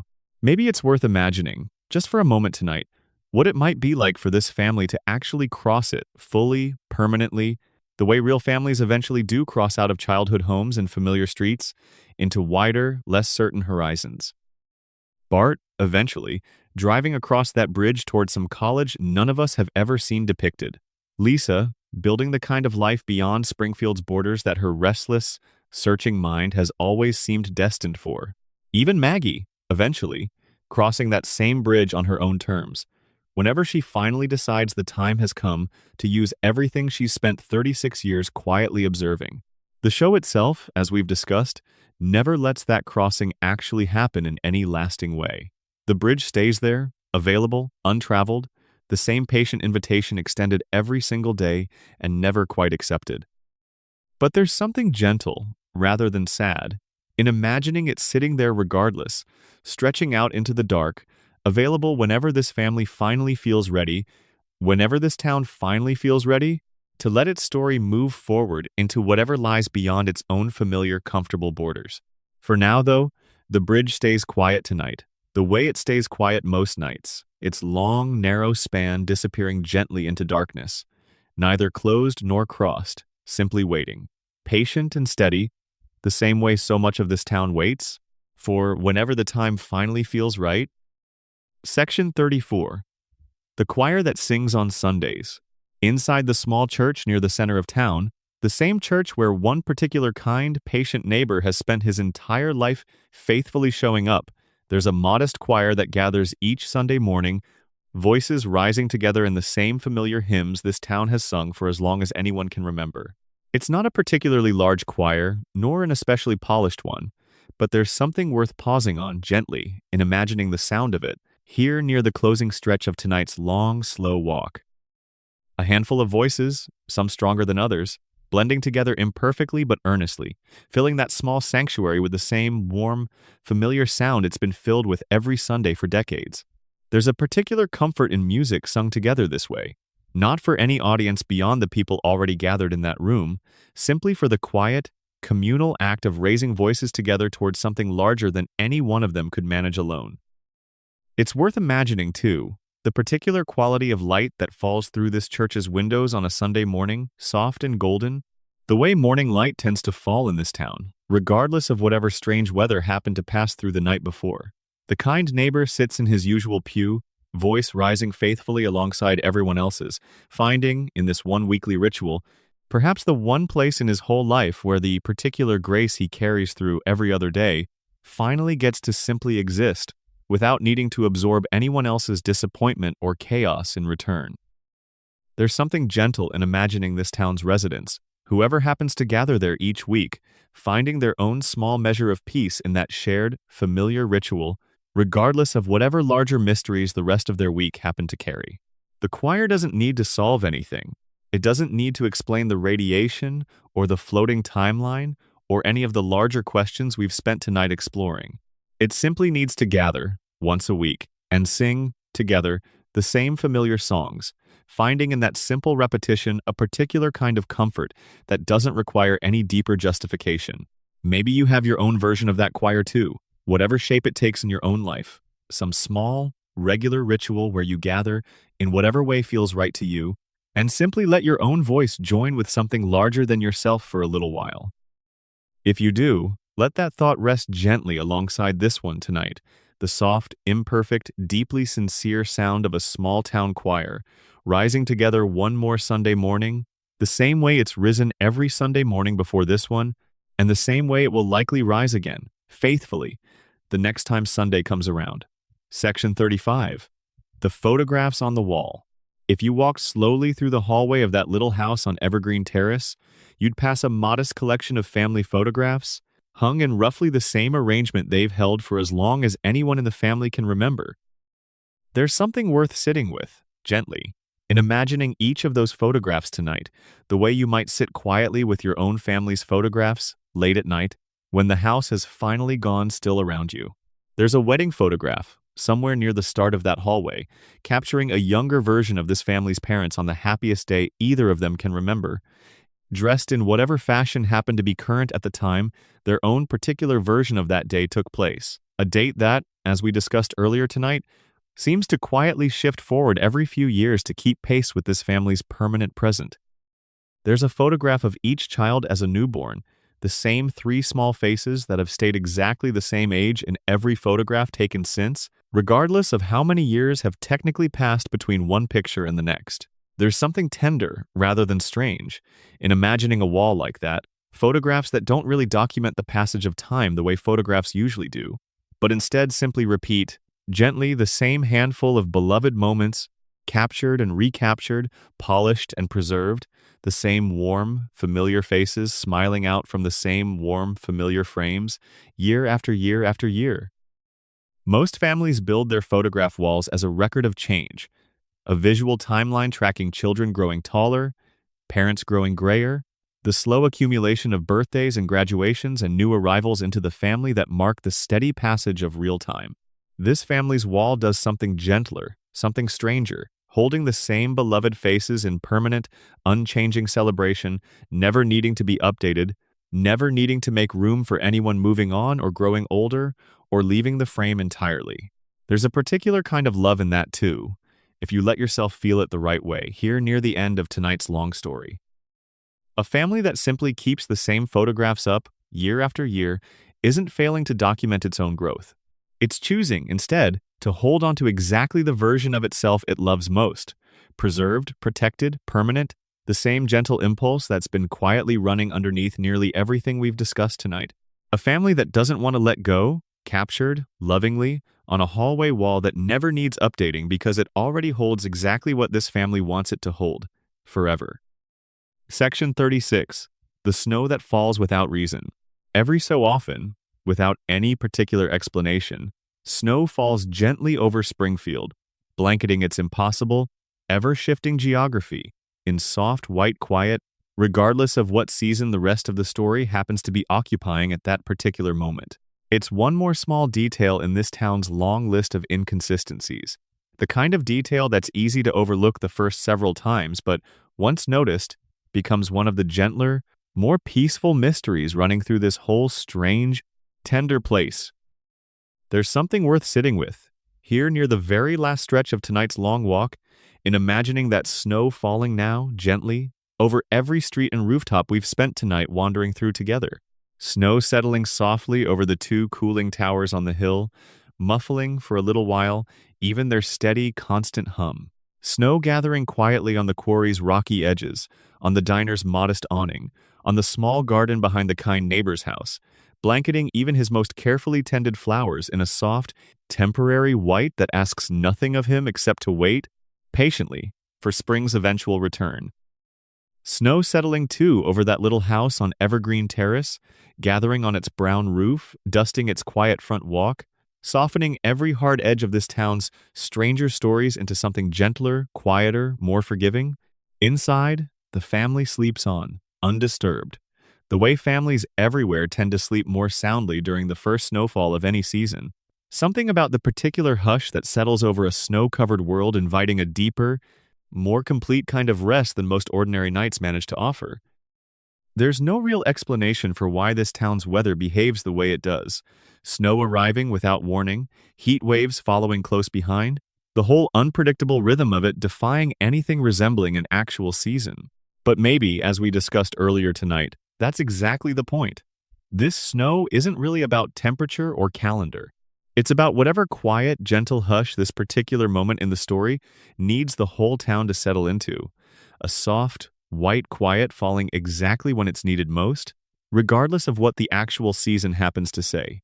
Let that same gentle snow settle over your own evening now too, wherever you happen to be listening from tonight. Whatever season your own world happens to be moving through right now. There's a particular kind of permission in snow that falls without needing a reason, the same permission this whole long story has been gently offering you all night. You don't need a reason to rest.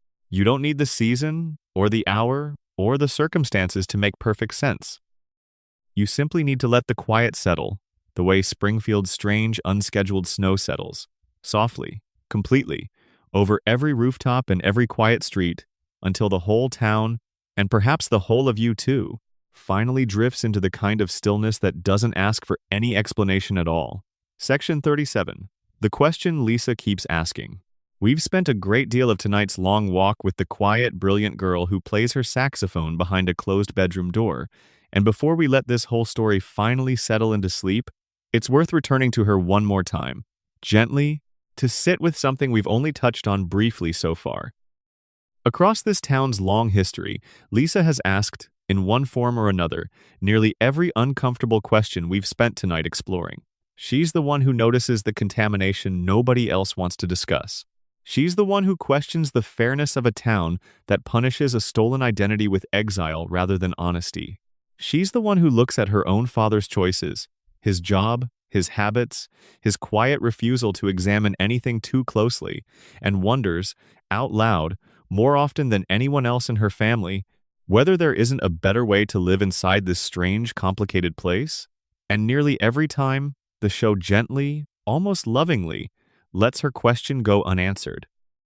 Not cruelly, not dismissively exactly, just quietly, the way uncomfortable questions in any family sometimes simply get absorbed into the next day's routine without ever receiving the full, careful answer they deserve. There's a particular kind of loneliness in being the one who keeps asking, especially when you're the youngest, smallest voice in a room full of people who've long since stopped expecting any answers at all. And yet Lisa keeps asking anyway, episode after episode, year after year, never quite discouraged enough to fully stop, never quite naive enough to expect the answers will actually come. There's a quiet, stubborn courage in that, the same kind of courage it takes to keep noticing things in your own life that other people around you would rather not examine too closely. Maybe, here near the end of tonight's long story, it's worth imagining what it might mean for Lisa's questions to finally receive the answers they deserve. Not within this particular town's frozen, looping story, perhaps, but somewhere, eventually, in whatever version of growing up this family is one day allowed to experience. Maybe the brief glimpse we touched on earlier tonight, the one where she's grown into a thoughtful, accomplished young woman, carries within it some small suggestion that her questions do, eventually, somewhere beyond this story's usual boundaries, find their proper home. For tonight, though, let her simply rest, the way every member of this family eventually gets to rest. Her saxophone quiet in its case, her endless, careful questions finally allowed to wait until morning. There's nothing wrong with a question that doesn't get answered right away. Some questions are worth carrying patiently, the way Lisa carries hers, for as long as it takes for the world around you to finally be ready to listen. Section 38. The quiet resilience of an ordinary evening. We've spent tonight walking through nearly every corner of this strange, tender town, and if there's one thread that's run consistently beneath every single story we've explored, it's this. However dramatic the catastrophe, however unsettling the mystery, however heavy the history quietly buried beneath this family's ordinary days, the evening always eventually arrives. Dinner gets made. The table gets set. The family gathers, the same way they've gathered for 36 years, around the same table, beneath the same roof, regardless of whatever strange or difficult thing happened earlier that same day. There's a particular kind of resilience in that, worth sitting with fully here, near the very close of tonight's long story.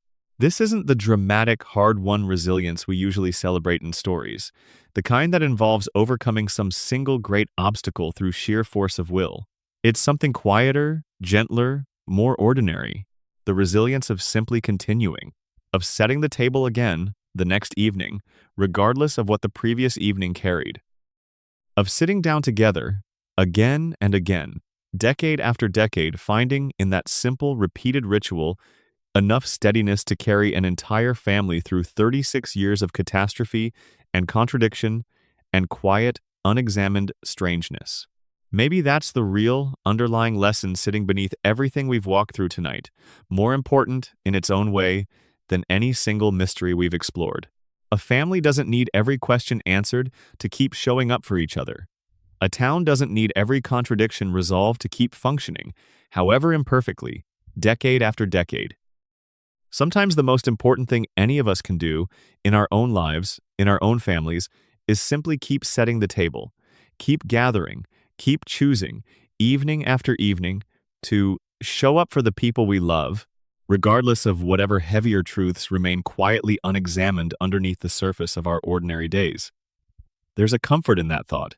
Here, at the very edge of sleep, whatever your own day carried, whatever questions remain unanswered in your own life tonight, there's a particular kind of grace simply in having made it to this quiet evening hour, in having found your own version of that familiar table, that familiar gathering, that familiar, steady ritual of simply continuing forward, one ordinary evening at a time. Let that quiet resilience settle over you now, too. The same gentle, unremarkable strength that's carried this whole strange town through 36 years of catastrophe and quiet endurance in equal measure. You don't need every mystery solved tonight. You only need to let this evening be exactly what it is: ordinary, steady, and enough. Section 39. What we carry from Springfield. As tonight's long walk finally draws toward its close, it's worth pausing, gently, to gather together everything we've carried with us through this whole strange, tender story, the way you might gather your thoughts quietly before finally drifting off to sleep. We've learned, tonight, about a family that simply doesn't age, frozen gently in place by forces never fully explained, held there, perhaps, less by any single villain and more by a quiet, collective unwillingness to ever say goodbye. We've learned about a plant on a hill that has shaped this whole town's strange biology, and an old man kept alive past every natural limit by the same poison that's quietly reshaped everyone living in his shadow. We've learned about a mystery that gripped an entire nation for one long summer, and was never quite fully solved, despite the town's confident insistence otherwise. We've learned about a mother who vanished into the night, and the quiet, decades-long wreckage her absence left behind. We've learned about a baby who watches everything and says almost nothing, and a kind man whose endless patience was built, carefully, by someone else, long before he was old enough to choose it for himself. And underneath every one of these stories, the same quiet truth has kept resurfacing, gently, again and again. This town survives not by solving its mysteries, but by continuing anyway, evening after evening, in spite of them. The family gathers. The porch light glows. The saxophone plays softly behind a closed door. The garden blooms, faithfully, season after season, regardless of who notices. The choir sings imperfectly and sincerely, every single Sunday. The snow falls, sometimes without any explanation at all, settling softly over every rooftop and every quiet street until the whole town, for a little while, goes peacefully, completely still. Maybe that's the real gift this strange, impossible town has to offer us tonight, more valuable, in its own quiet way, than any single solved mystery could ever be. Permission to carry our own unanswered questions a little more gently. Permission to keep gathering around our own familiar tables, regardless of whatever remains unexamined beneath the surface of our own ordinary days. Permission to let some things simply stay frozen a little longer, held safely in memory, exactly as we loved them best, without needing every single detail to make perfect sense. Carry that gentle permission with you now, as your own evening finally settles toward its close. Whatever questions you brought into this story tonight, whatever weight you've been quietly carrying through your own version of an ordinary day, let it rest now. The same patient, settled way this whole town finally rests each night. Porch lights glowing steady against the dark. Every house, every street, every quiet corner of this strange and tender place finally, completely still. Section 40. The long drive home. Imagine, for just a little while longer, that you're driving slowly out of Springfield now, the same way you might drive away from any town you've grown fond of after spending a long, quiet evening wandering through its streets. The two cooling towers grow smaller in your mirror, their slow vapor still rising gently against a sky finally beginning to lighten, somewhere far off, toward whatever morning eventually has in store for this strange, impossible place. You pass the quarry at the edge of town, quiet and still, holding its rainwater patiently the way it's held it for as long as anyone can remember. You cross that long, narrow bridge, the one most residents rarely think to use, its far railing disappearing gently into the soft gray light of early morning. And somewhere behind you, fading slowly into the distance, the whole shape of this town settles back into whatever quiet, frozen rhythm it's held for 36 years. Ready, the way it's always ready, to begin its whole familiar day all over again the moment its residents finally wake. There's a particular kind of peace in a long, slow drive like this one, leaving a place you've come to understand a little better than you did before, carrying with you not every answer, but a gentler, more patient way of holding the questions that remain. We never did fully solve why nobody in that town ages. We never did fully resolve who really pulled that trigger one strange summer evening. We never did fully untangle every thread connecting the radiation, the denial, the looping time, the quiet, collective choice to keep moving forward without ever looking back too closely. And that's all right. Some places, like some people, are better understood through patient, gentle attention than through any tidy, final explanation. As the road continues to carry you further from Springfield, let your own thoughts begin to loosen too, the same gentle way they've been loosening throughout this whole long story. There's nothing more to solve tonight. There's nowhere else you need to be.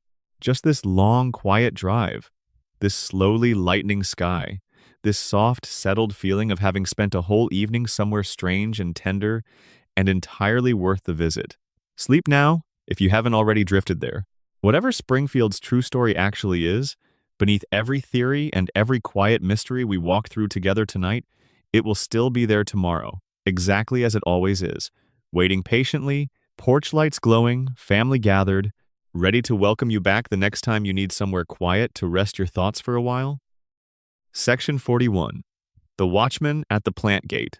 There's a small guardhouse at the entrance to the power plant, manned, most evenings, by a security guard whose job consists largely of waving familiar cars through a gate that, by this point in the plant's long history, has stopped asking very many serious questions about who actually belongs on the other side of it.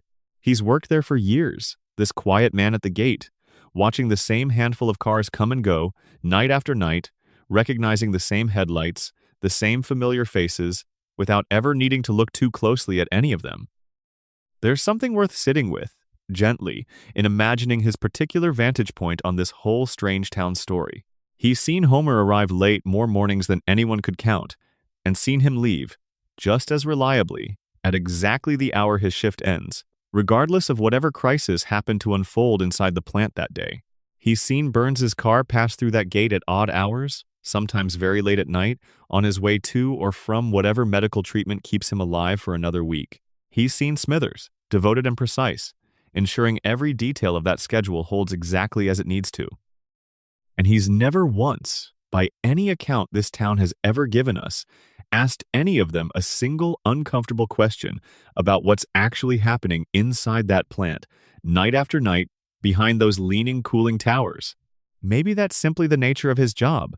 The quiet, unglamorous work of waving familiar faces through a familiar gate, never required to look beneath the surface of what those faces represent. Or maybe, in his own small way, he's simply one more resident of this town who's learned, the same patient way everyone else here has learned, that some things are easier to leave unexamined. There's a particular kind of mercy in that too, if you let yourself feel it gently rather than only finding it unsettling. Not every job in any town requires its holder to carry the full weight of everything happening around them. Sometimes the kindest thing a person can do, for their own sake, is simply do their own small necessary task well, wave the familiar cars through, lock the gate each night, and let the larger questions belong to someone else, someone with more reason, more capacity, more readiness to actually carry them. Let him rest easy tonight too, this quiet watchman at the gate, his small guardhouse dark now, his shift finally over, free, for a few hours at least, from the steady, patient work of watching this town's strangest secrets pass quietly through his gate, night after night, without ever needing to be named out loud. Section 42. The sound of distant traffic. If you listen closely enough, late at night, from nearly anywhere in this town, you can hear the faint, distant hum of traffic somewhere beyond Springfield's borders. A highway, perhaps, or some larger road connecting this strange, impossible place to whatever wider world exists beyond it. It's a small, easy detail to overlook, the kind of background sound most residents have long since stopped consciously noticing, the way you stop noticing the hum of your own refrigerator after living with it long enough. There's something worth sitting with, gently, in that distant sound tonight, the quiet reminder that even a town this thoroughly closed in on itself, this committed to its own internal rhythms and its own careful forgetting, still exists within earshot of something larger. The wider world keeps moving, somewhere out there, beyond the bridge, beyond the quarry, beyond whatever impossible state line this town has decided to border this particular week. Cars keep driving toward destinations Springfield's own residents will likely never visit. Lives keep unfolding in towns whose names this family has probably never even heard. There's a particular comfort in that distant hum, if you let yourself feel it the right way. It means Springfield, for all its strangeness, isn't truly as isolated as it sometimes seems. It's simply chosen, quietly, deliberately, to keep its own rhythms separate from that wider rush, content to let the rest of the world continue its own pace, somewhere just beyond hearing range, close enough to remind this town it exists, far enough to never actually disturb the particular stillness this place has worked so hard to maintain. Maybe you have your own version of that distant traffic too, somewhere at the edges of your own quiet evening tonight, some faint reminder of a wider world continuing its rush beyond your own walls, beyond your own bed, beyond whatever quiet, careful stillness you've built for yourself this evening. Let it stay distant, the way Springfield lets its own distant traffic stay distant, close enough to acknowledge, far enough to never actually require your attention. There's nothing out there tonight that needs you. There's only this quiet room, this settling evening, this same patient stillness that's settled over every street in Springfield, and is settling now, gently, over you too. Section 43. A final inventory of small kindnesses. Before we let this whole long story finally close, it's worth pausing one more time to gather together the small kindnesses scattered quietly throughout everything we've walked through tonight. Easy to overlook amid the larger mysteries, but worth holding on to regardless, here at the very end. There was a father who, despite every flaw we discussed tonight, chose every single evening to come home to the same family rather than anywhere else he might have gone instead. There was a mother who held an entire household together through sheer quiet persistence, year after year, without ever once asking for the recognition that persistence deserved. There was a neighbor whose endless patience, however it came to be built into him, never once failed to extend itself toward people who'd given him very little reason to keep offering it. There was a small, watchful child who used her own quiet intelligence not for personal gain but to protect a fragile, beautiful thing from a bully twice her size. There was a mother, decades ago, who risked everything she had to stand against something genuinely dangerous, even though the cost of that choice followed her, and her family, for the rest of her life. There's something worth carrying from each of these small kindnesses tonight, gathered together now like the last few photographs on that hallway wall we visited earlier. This town's strangeness, its denial, its quiet refusal to ever fully reckon with its own contradictions, never managed to fully erase the simple, steady kindness running underneath all of it. Even in a place built this thoroughly around forgetting, certain things kept being remembered anyway, not through any official record, but through the quiet, repeated choice of people simply continuing to be kind to each other, evening after evening, regardless of whether anyone was keeping score. Maybe that's the gentlest, truest thing this whole long story has to offer you tonight. Whatever mysteries remain unsolved, whatever weight this town continues to quietly carry beneath its frozen, looping days, the kindness keeps showing up anyway. The porch light keeps glowing. The garden keeps blooming. The family keeps gathering. And somewhere, in your own life too, whatever mysteries and weights you're carrying tonight, the same quiet kindness is almost certainly still showing up too, in ways you might not have paused to notice yet. Let yourself notice it now, gently, here at the very edge of sleep.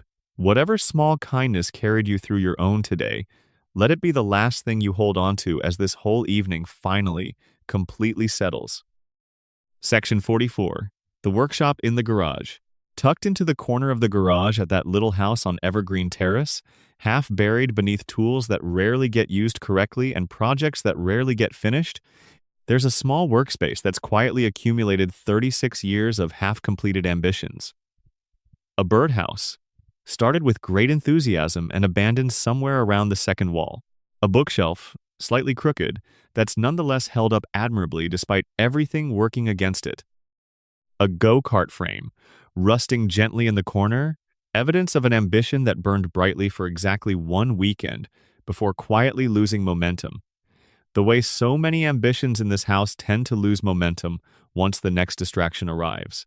There's something worth sitting with, gently, in imagining this small, cluttered corner tonight, separate from the larger mysteries we've spent most of the evening exploring. It's a quiet monument to a particular, very human kind of optimism, the impulse to try something new, to build something with your own hands, regardless of whether you possess the skill or the patience to actually finish it. Most of these projects never reached completion. Most of them sit exactly where they were abandoned, gathering dust, waiting for an attention that's mostly moved on to other things by now. And yet there's nothing sad in that. Not really, if you let yourself sit with it the right way. Every unfinished project in that garage represents a moment, however brief, where someone in this family looked at the world and thought, I could make something here. I could build this. I could try. The fact that most of these attempts never quite reach their intended destination doesn't erase the value of having tried at all. There's a particular kind of courage in beginning things you're not entirely sure you'll finish, the same courage it takes to start any new habit, any new hope, any new version of yourself, even when some quiet part of you already suspects you might not see it all the way through. Maybe you have your own version of that cluttered garage corner too, somewhere in your own life, half-finished projects and abandoned ambitions gathering their own quiet dust. There's no judgment in this story tonight for any of them. Just a gentle acknowledgement that beginning, even imperfectly, even without finishing, still counts for something. The birdhouse never got its roof. The bookshelf still leans slightly to one side. The go-kart never once made it down the driveway.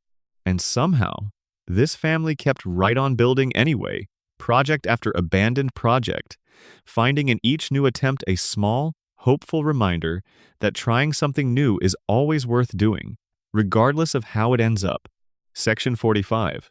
The last bus of the evening. There's a particular hour, just after dusk has fully settled into night, when the last bus of the day makes its slow, mostly empty way through this town's quiet streets, picking up whatever stragglers still need a ride home from wherever their evening happened to take them. It's rarely a crowded ride, this last bus, usually carrying just a handful of passengers, each lost in their own quiet thoughts, watching the familiar streets pass by through windows that have carried the same route more times than anyone could count. There's something worth pausing on, gently, in imagining who might be riding that last bus tonight, here near the very close of our long walk through this strange, tender town. Perhaps Barney, finally heading home from his usual stool at the tavern, carrying with him whatever quiet, unspoken hopes still flicker somewhere beneath his daily routine. Perhaps a tired shift worker from the plant, finishing a long evening shift, watching the same dark windows pass by that they've watched pass by for years, already thinking ahead toward whatever modest dinner waits for them at home. Perhaps on certain nights, someone entirely unexpected, someone whose story we never got the chance to explore fully tonight, simply riding quietly toward wherever this town has decided their home happens to be this particular week.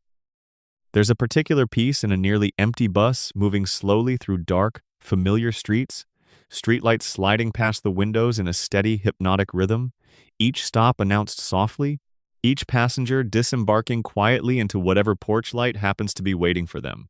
It's the kind of scene easy to overlook entirely in a story built around louder, more dramatic mysteries. And yet there's something worth holding on to in it regardless. The quiet, unremarkable comfort of an ordinary commute reaching its ordinary end, carrying its handful of tired passengers safely home. The same reliable way it has every single evening for as long as this town has existed. Let that bus carry you gently too, here near the very edge of sleep, its soft, steady rhythm rocking slightly as it moves through streets we've spent this whole evening wandering together. There's no destination left to reach tonight except rest itself, and the bus, patient and unhurried, is already carrying you there. Section 46. What remains when the story ends? We've walked, tonight, through nearly every corner of this strange, impossible, deeply tender town, and as our long evening finally draws to its true close, it's worth sitting, one last time, with everything that remains once all the mysteries have been gently set down. What remains is a porch light, glowing steady against the dark. What remains is a family, gathered around a table they've shared for 36 years, none of them ever needing to say a difficult goodbye.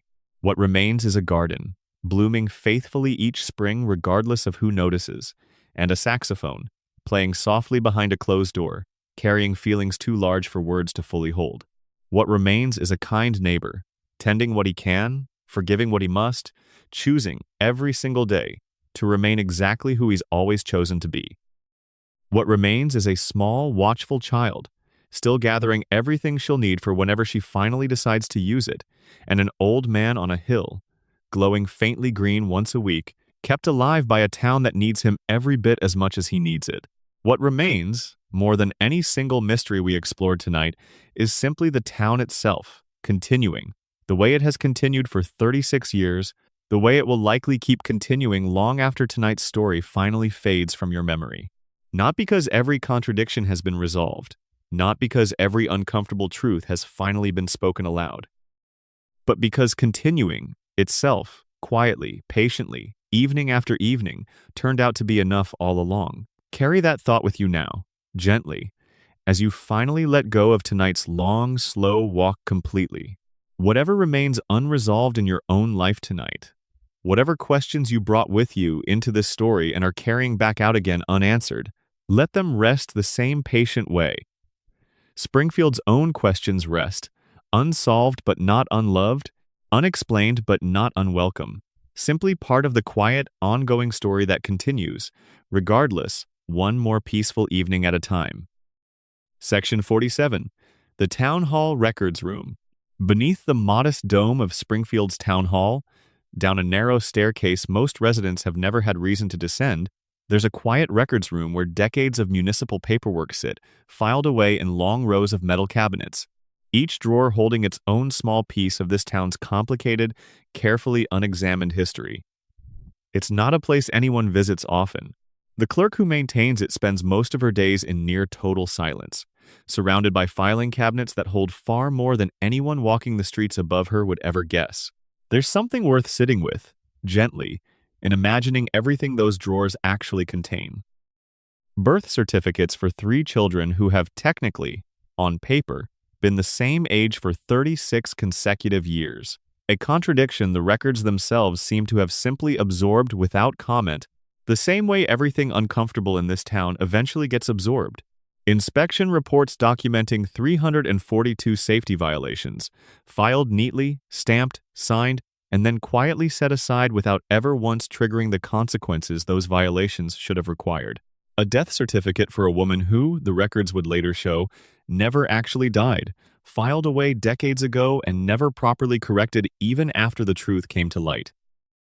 A legal decree, signed by an actual judge, formally declaring one man's stolen identity to be legally legitimate, sitting in its own drawer as though it were the most ordinary kind of paperwork imaginable. There's a particular kind of quiet horror and also a particular kind of quiet comfort in imagining all of that contradiction simply sitting there, patiently, in the dark, undisturbed, never quite erased, never quite acted upon either. The truth, in Springfield, doesn't actually disappear. Not really. It simply gets filed, carefully, properly, according to whatever bureaucratic process this town has developed over the decades, and then left to gather dust in a drawer nobody thinks to open. Maybe that's worth holding on to here, near the very end of tonight's long story.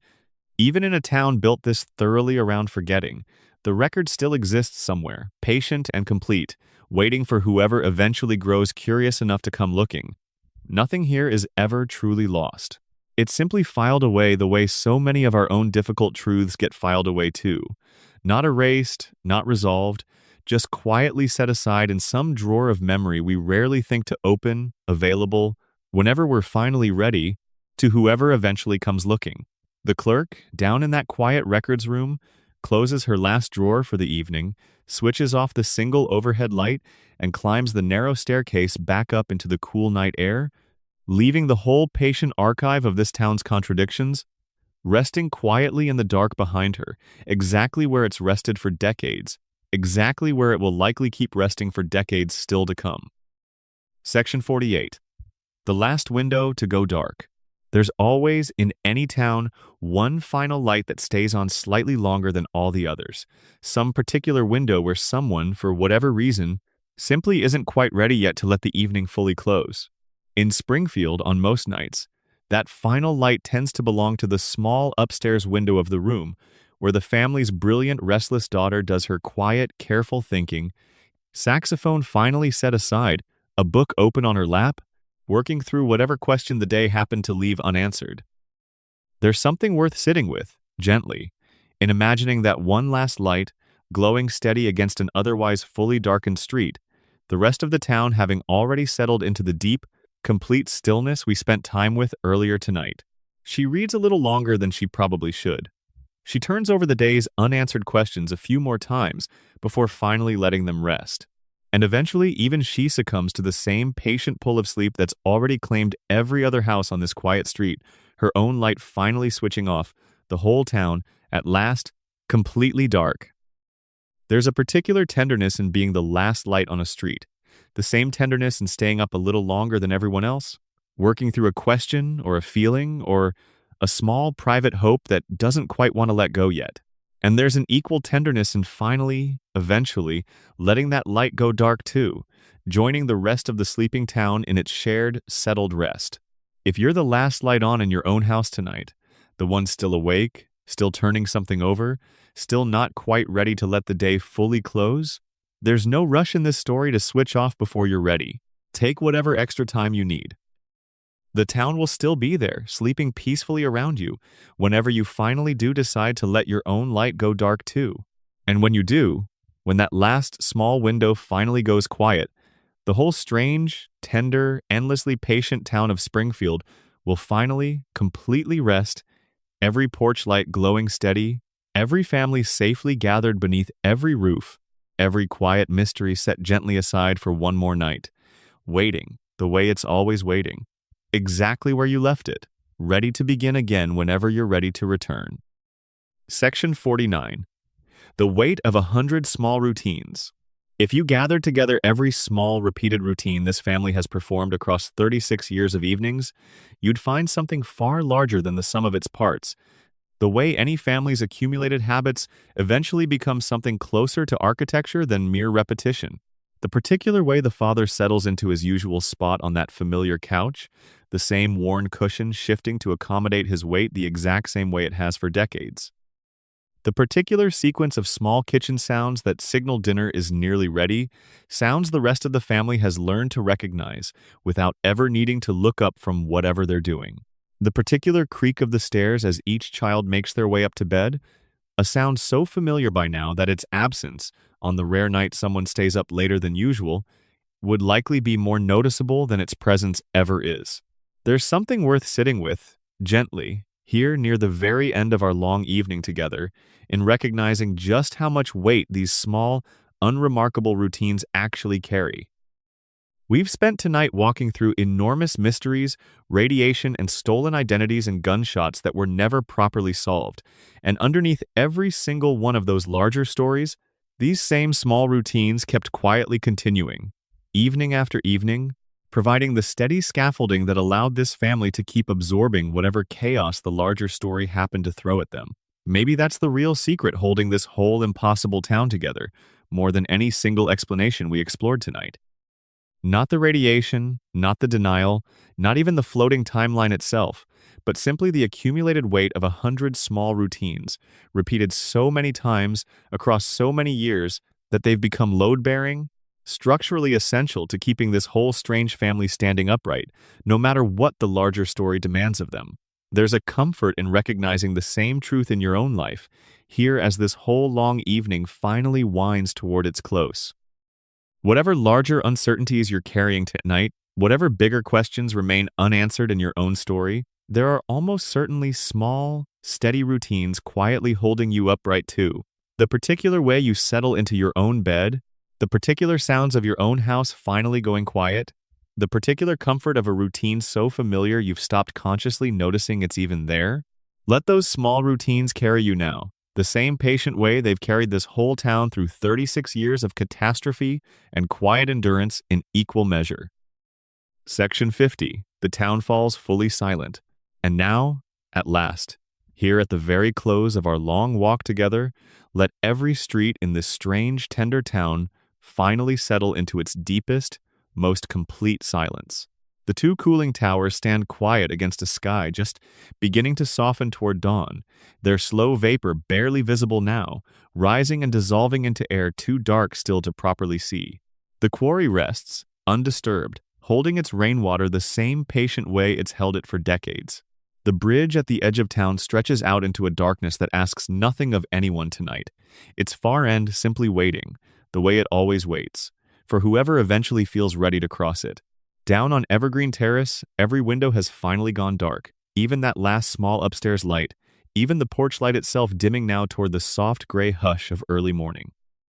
Inside, the whole family rests completely.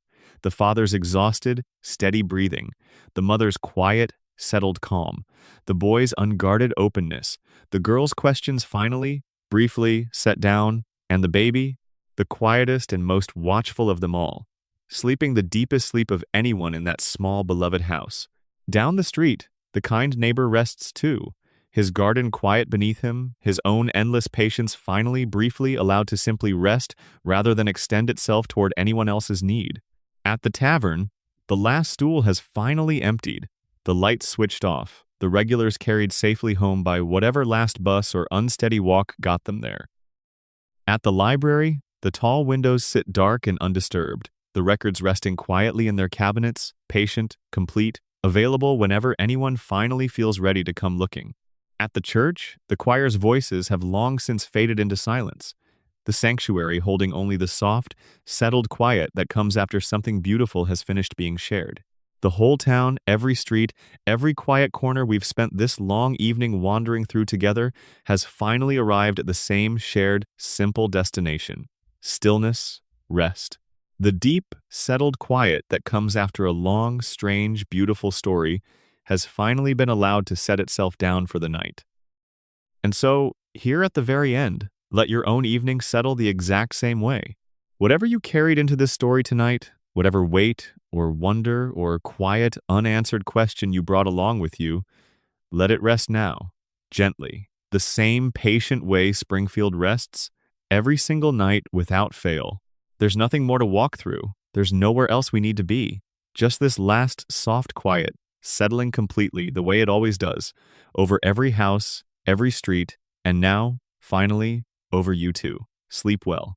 Springfield will still be there tomorrow. It always is. That's the whole quiet point of it. Section 51. A note before the final goodnight. Before this whole long evening closes completely, let's slow down one more time, gently, and gather a few final quiet threads together, the way you might smooth a blanket one last time before finally settling fully into sleep.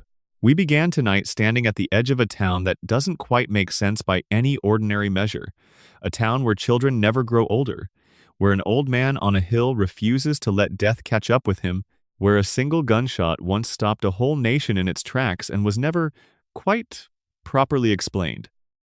We walked through that town slowly, room by room, street by street, the way you'd walk through any place you've grown to love despite, or perhaps because of, everything strange about it. We sat with a father who chose comfortable fog over uncomfortable clarity and found, underneath that choice, not stupidity but a particular, very human kind of self-protection. We sat with a mother who carried an entire household together through sheer, quiet persistence, and a kind neighbor whose endless patience, however it came to be built into him, never once failed the people around him, regardless of how little they ever gave him in return. We sat with a baby who watches everything and says almost nothing, gathering, patiently, whatever she'll eventually need for whenever she decides the time has finally come to use it.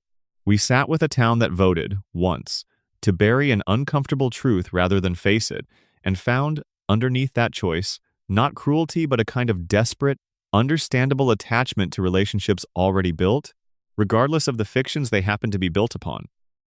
And we sat too, with all the smaller, quieter threads, the garden that blooms faithfully each spring, the choir that sings, imperfectly and sincerely every single Sunday, the photographs on the hallway wall that never need updating, because they already hold exactly what this family wants them to hold.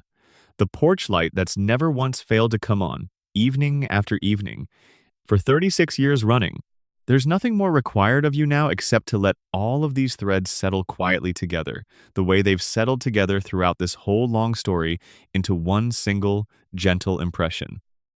A town, strange and impossible and deeply tender, choosing, again and again, evening after evening, year after year, to simply keep going, regardless of whatever remains unsolved beneath its surface. A family, frozen gently in place, held there not by any single villain but by the quiet, accumulated weight of everyone, inside the story and outside of it, who simply isn't ready to let them go. Maybe that's true of your own life too, in whatever way feels right to you tonight. Maybe there are places, people, evenings, you're not quite ready to let go of either, held safely in memory exactly as you love them best, unsolved, unexplained, and entirely worth holding on to regardless. Let that thought be the last one you carry with you now, as your own evening finally, completely settles into sleep. Good night, wherever you are, whatever town you call your own, whatever quiet street holds your own porch light glowing steady against the dark tonight. May it carry you exactly the same gentle, settled peace that Springfield has carried through 36 years of impossible, beautiful, endlessly patient evenings. Rest now. There's nothing left to walk through tonight except sleep itself, patient and waiting, exactly where it's always been, ready to carry you the rest of the way home. Section 52. The final quiet mile. There's one last stretch of road worth walking together before we let this whole evening close completely. The quiet mile that runs along the edge of town where Springfield's last few streetlights give way gradually to open, dark countryside. It isn't a dramatic stretch of road. There's no mystery waiting at the end of it, no final secret left to uncover. It's simply a quiet mile, the kind every town has somewhere near its edges, where the noise of daily life finally thins out into something closer to pure, uncomplicated stillness. Walking it now, in your mind, gently, you'd pass the last few houses on the outskirts of town, their windows already dark, their own small porch lights glowing the same steady orange as every other porch light we've passed tonight. You'd pass a field, quiet and dark, crickets singing their slow, steady rhythm into the night air. You'd pass, perhaps, a single old fence post, leaning slightly, the way so many small things in this town seem to lean without ever quite falling, holding its position patiently against whatever weather happens to pass through. There's a particular peace in a quiet mile like this one, free even of this town's larger, stranger mysteries, simply offering open space and night air and the slow, steady rhythm of crickets singing the same song they've probably sung for longer than this town itself has existed. It's the kind of stretch you walk not to arrive anywhere in particular, but simply to let your own thoughts finally settle completely, the way a long walk at the end of a long day so often helps settle things. Words alone never quite manage to settle. Let this final quiet mile carry you the rest of the way now, gently, toward whatever rest is waiting for you tonight. The crickets keep singing. The fence post keeps leaning. The last few porch lights keep glowing steady against the dark. And somewhere, behind you now, the whole strange, tender town of Springfield rests completely. Every mystery held gently, every family gathered safely, every quiet evening ritual completed exactly as it's been completed for 36 years running. Waiting patiently for tomorrow, the way it always waits, the way you can wait now too, for whatever rest finally feels ready to carry you the rest of the way home. Good night. Section 53. A closing breath. Let's take one final, slow breath together before this whole story finally lets go completely. In through the nose, slow and easy, the same unhurried pace we've kept all evening long. And out again, gently, the way every porch light in Springfield finally dims towards sleep, one by one, street by street, until the whole town rests in that same soft, complete quiet we've been moving toward this entire time. There's nothing more to explain tonight. No further mystery to untangle, no further theory to weigh against another. Just this last, easy breath, and the whole strange, tender shape of this town settling fully into your memory, the way a place you've walked through slowly enough always settles, gently, into something closer to feeling than fact. Wherever you are, Whatever town or room or quiet corner of the world is holding you tonight, let that same soft stillness settle over you now too. The two towers on the hill keep breathing their slow vapor into a sky already beginning to soften toward dawn. The family keeps sleeping, exactly as they have for 36 years, none of them a single day older than when this story first began. And you too can let go now, fully, completely, carried the rest of the way by nothing more than this last, slow breath and the quiet, settled knowledge that everything we walk through together tonight will still be waiting, patiently, exactly where we left it, whenever you're ready to visit again. Good night, truly and gently. Sleep well. Section 54. One last walk down Evergreen Terrace. We've walked through nearly the whole of this town tonight, slowly, room by room, story by story, the way you'd walk through a house you used to live in long after everyone else has gone home. We've stood beneath the two leaning cooling towers and watched their slow vapor rise into a sky that never seems to change color. We've sat in the quiet kitchen of a little house on Evergreen Terrace, watching a family gather around the same table they've gathered around for 36 years, none of them a single day older than the very first time we ever saw them. We've stood in a school hallway and watched an entire town choose a comfortable lie over an uncomfortable truth, and we've sat with a mother's empty chair and a baby's quiet, watchful eyes, and a kind man's slow, gentle smile, built carefully over a lifetime out of something that wasn't entirely his own choosing. Every story we've touched tonight points, in its own quiet way, toward the same underlying truth. Something about this town refuses to let time move forward in any ordinary sense. Whether that refusal comes from something in the water, or from a man on a hill who simply won't allow death to catch up with him, or from an entire community's quiet, collective decision to forget whatever doesn't fit the story it would rather keep telling itself, the result is the same wherever you look. A family frozen gently in place. A town that resets, again and again, after every catastrophe, as though nothing serious ever truly happened at all. It would be easy, after everything we've walked through tonight, to feel a little unsettled by all of it, and that's a completely natural response. But I'd like to offer you a gentler way of holding it, here at the very end, as you finally let yourself drift the rest of the way toward sleep. This town has survived 36 years of catastrophe after catastrophe, and at the end of nearly every single one of them, the same warm porch light is still glowing at the same little house, at the end of the same quiet street. The same father is still coming home, every evening, to the same family waiting for him. The same baby is still watching from her place on the rug, quietly gathering everything she'll need for whatever she eventually decides to do with it. The same kind neighbor is still tending his garden next door, choosing every single day to remain exactly who he's always chosen to be, regardless of whatever life continues to hand him. Maybe the reason none of them are allowed to age isn't really about radiation or coma or denial at all, not in the end. Maybe it's simply that some families, some places, some particular warm evenings feel too important to ever let go of completely. Maybe that's true of your own family too, in your own particular town, wherever that happens to be tonight. Maybe there's a version of your own childhood home sitting somewhere in your memory exactly the way Springfield sits frozen in this story.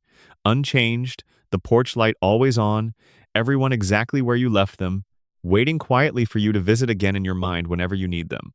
That's where we'll leave Springfield tonight. Not solved, not fully explained, just held, gently, the way you'd hold any familiar place you've grown to love despite, or maybe because of, all its strangeness. Somewhere on the edge of that town, the two cooling towers are still breathing their slow white vapor into a darkening sky. Somewhere down a quiet street, a porch light is still glowing warm and orange against the evening. Somewhere inside a small house with a brown roof, a family is gathering around a table for dinner, exactly as they have every single night for 36 years, with no sign of ever needing to stop. Let your own breathing slow now, the same way theirs always seems to. Let your own house go quiet around you, the same way Springfield goes quiet at the end of every long evening. There's nothing more you need to carry from tonight except the soft, settled feeling of having walked all the way through a strange and tender place, together, slowly, without ever once needing to rush. Sleep well wherever you are tonight. Springfield will still be there in the morning. It always is. That's the whole quiet point of it. Let the last of these words fade now the way the last porch light fades. Slowly, softly, until there's nothing left but the quiet hum of your own room and the steady, unhurried rhythm of your own breathing, carrying you the rest of the way toward whatever rest is waiting for you tonight. There's no need to hold on to anything more from this story. Just let it settle, gently, the way every long evening eventually settles, into something closer to feeling than memory, something closer to comfort than explanation. Wherever your own evergreen terrace happens to be, wherever your own porch light glows steady against your own particular dark, may it welcome you home tonight, exactly the way this one welcomes its family home every single evening, without question, without condition, simply glad, in its own quiet way, that you finally made it back. Good night. If sleep hasn't quite found you yet, that's all right too. There's no rush tonight, no schedule to keep, nothing waiting on the other side of this story except whatever quiet rest happens to arrive in its own time. Let your breathing stay slow. Let your thoughts stay loose and unhurried, drifting the way Springfield's strange, unscheduled snow drifts, settling wherever it happens to land, asking nothing more of you than to simply let it fall. Somewhere that porch light is still glowing. Somewhere that family is still gathered, safe and unchanged, around their familiar table. And somewhere, very soon, your own evening will finish settling too. Gently, completely, the same patient way every long story eventually comes to its quiet, well-earned rest. Rest now, slow and easy, the way the whole town of Springfield rests, evening after evening, year after year, without ever once needing to explain itself. Whatever brought you here tonight, whatever long day or restless mind led you to a story about a strange little town and the family who never quite grows old inside it, let it have done its quiet work. Let it have offered you, even briefly, the same gentle permission this whole story has been offering all along. Permission to set things down, to leave questions unanswered, to simply exist for a while inside something unhurried and familiar and warm. There is nothing left to do now but breathe and rest and let the dark settle the rest of the way in. Good night, truly. Sleep well. And as the very last of these words drift away into silence, picture once more, just once more, that small yellow house at the end of a quiet street, porch light glowing warm against the dark, every window finally still. Picture the two towers on the hill, breathing slow and steady into a sky just beginning to soften toward morning. Picture a whole town, strange and impossible and endlessly patient, finally, completely at rest. And let yourself rest there too, inside that picture, for as long as you need to, until your own morning arrives exactly when it's meant to, gently, in its own good time. Thank you for spending this long, quiet evening in Springfield. There's nothing more being asked of you now except rest itself. The night holds you now the same gentle way it holds this whole strange, tender town, unhurried, unquestioning, simply glad you came along for the walk. Rest easy. Everything else can wait until morning. So close your eyes now, if they aren't already closed, and let the quiet take you the rest of the way, slowly, gently, the same patient way every porch light in Springfield eventually dims toward its own well-earned dark. Good night, and sleep well, wherever and whenever you happen to be listening from tonight. The story is finished now, and the only thing left is rest. Let it come easily, the way it always eventually does, in its own quiet time. Good night, gently, completely, and truly. Rest now, fully and completely, the way the whole town finally rests at the very end of every long, patient evening.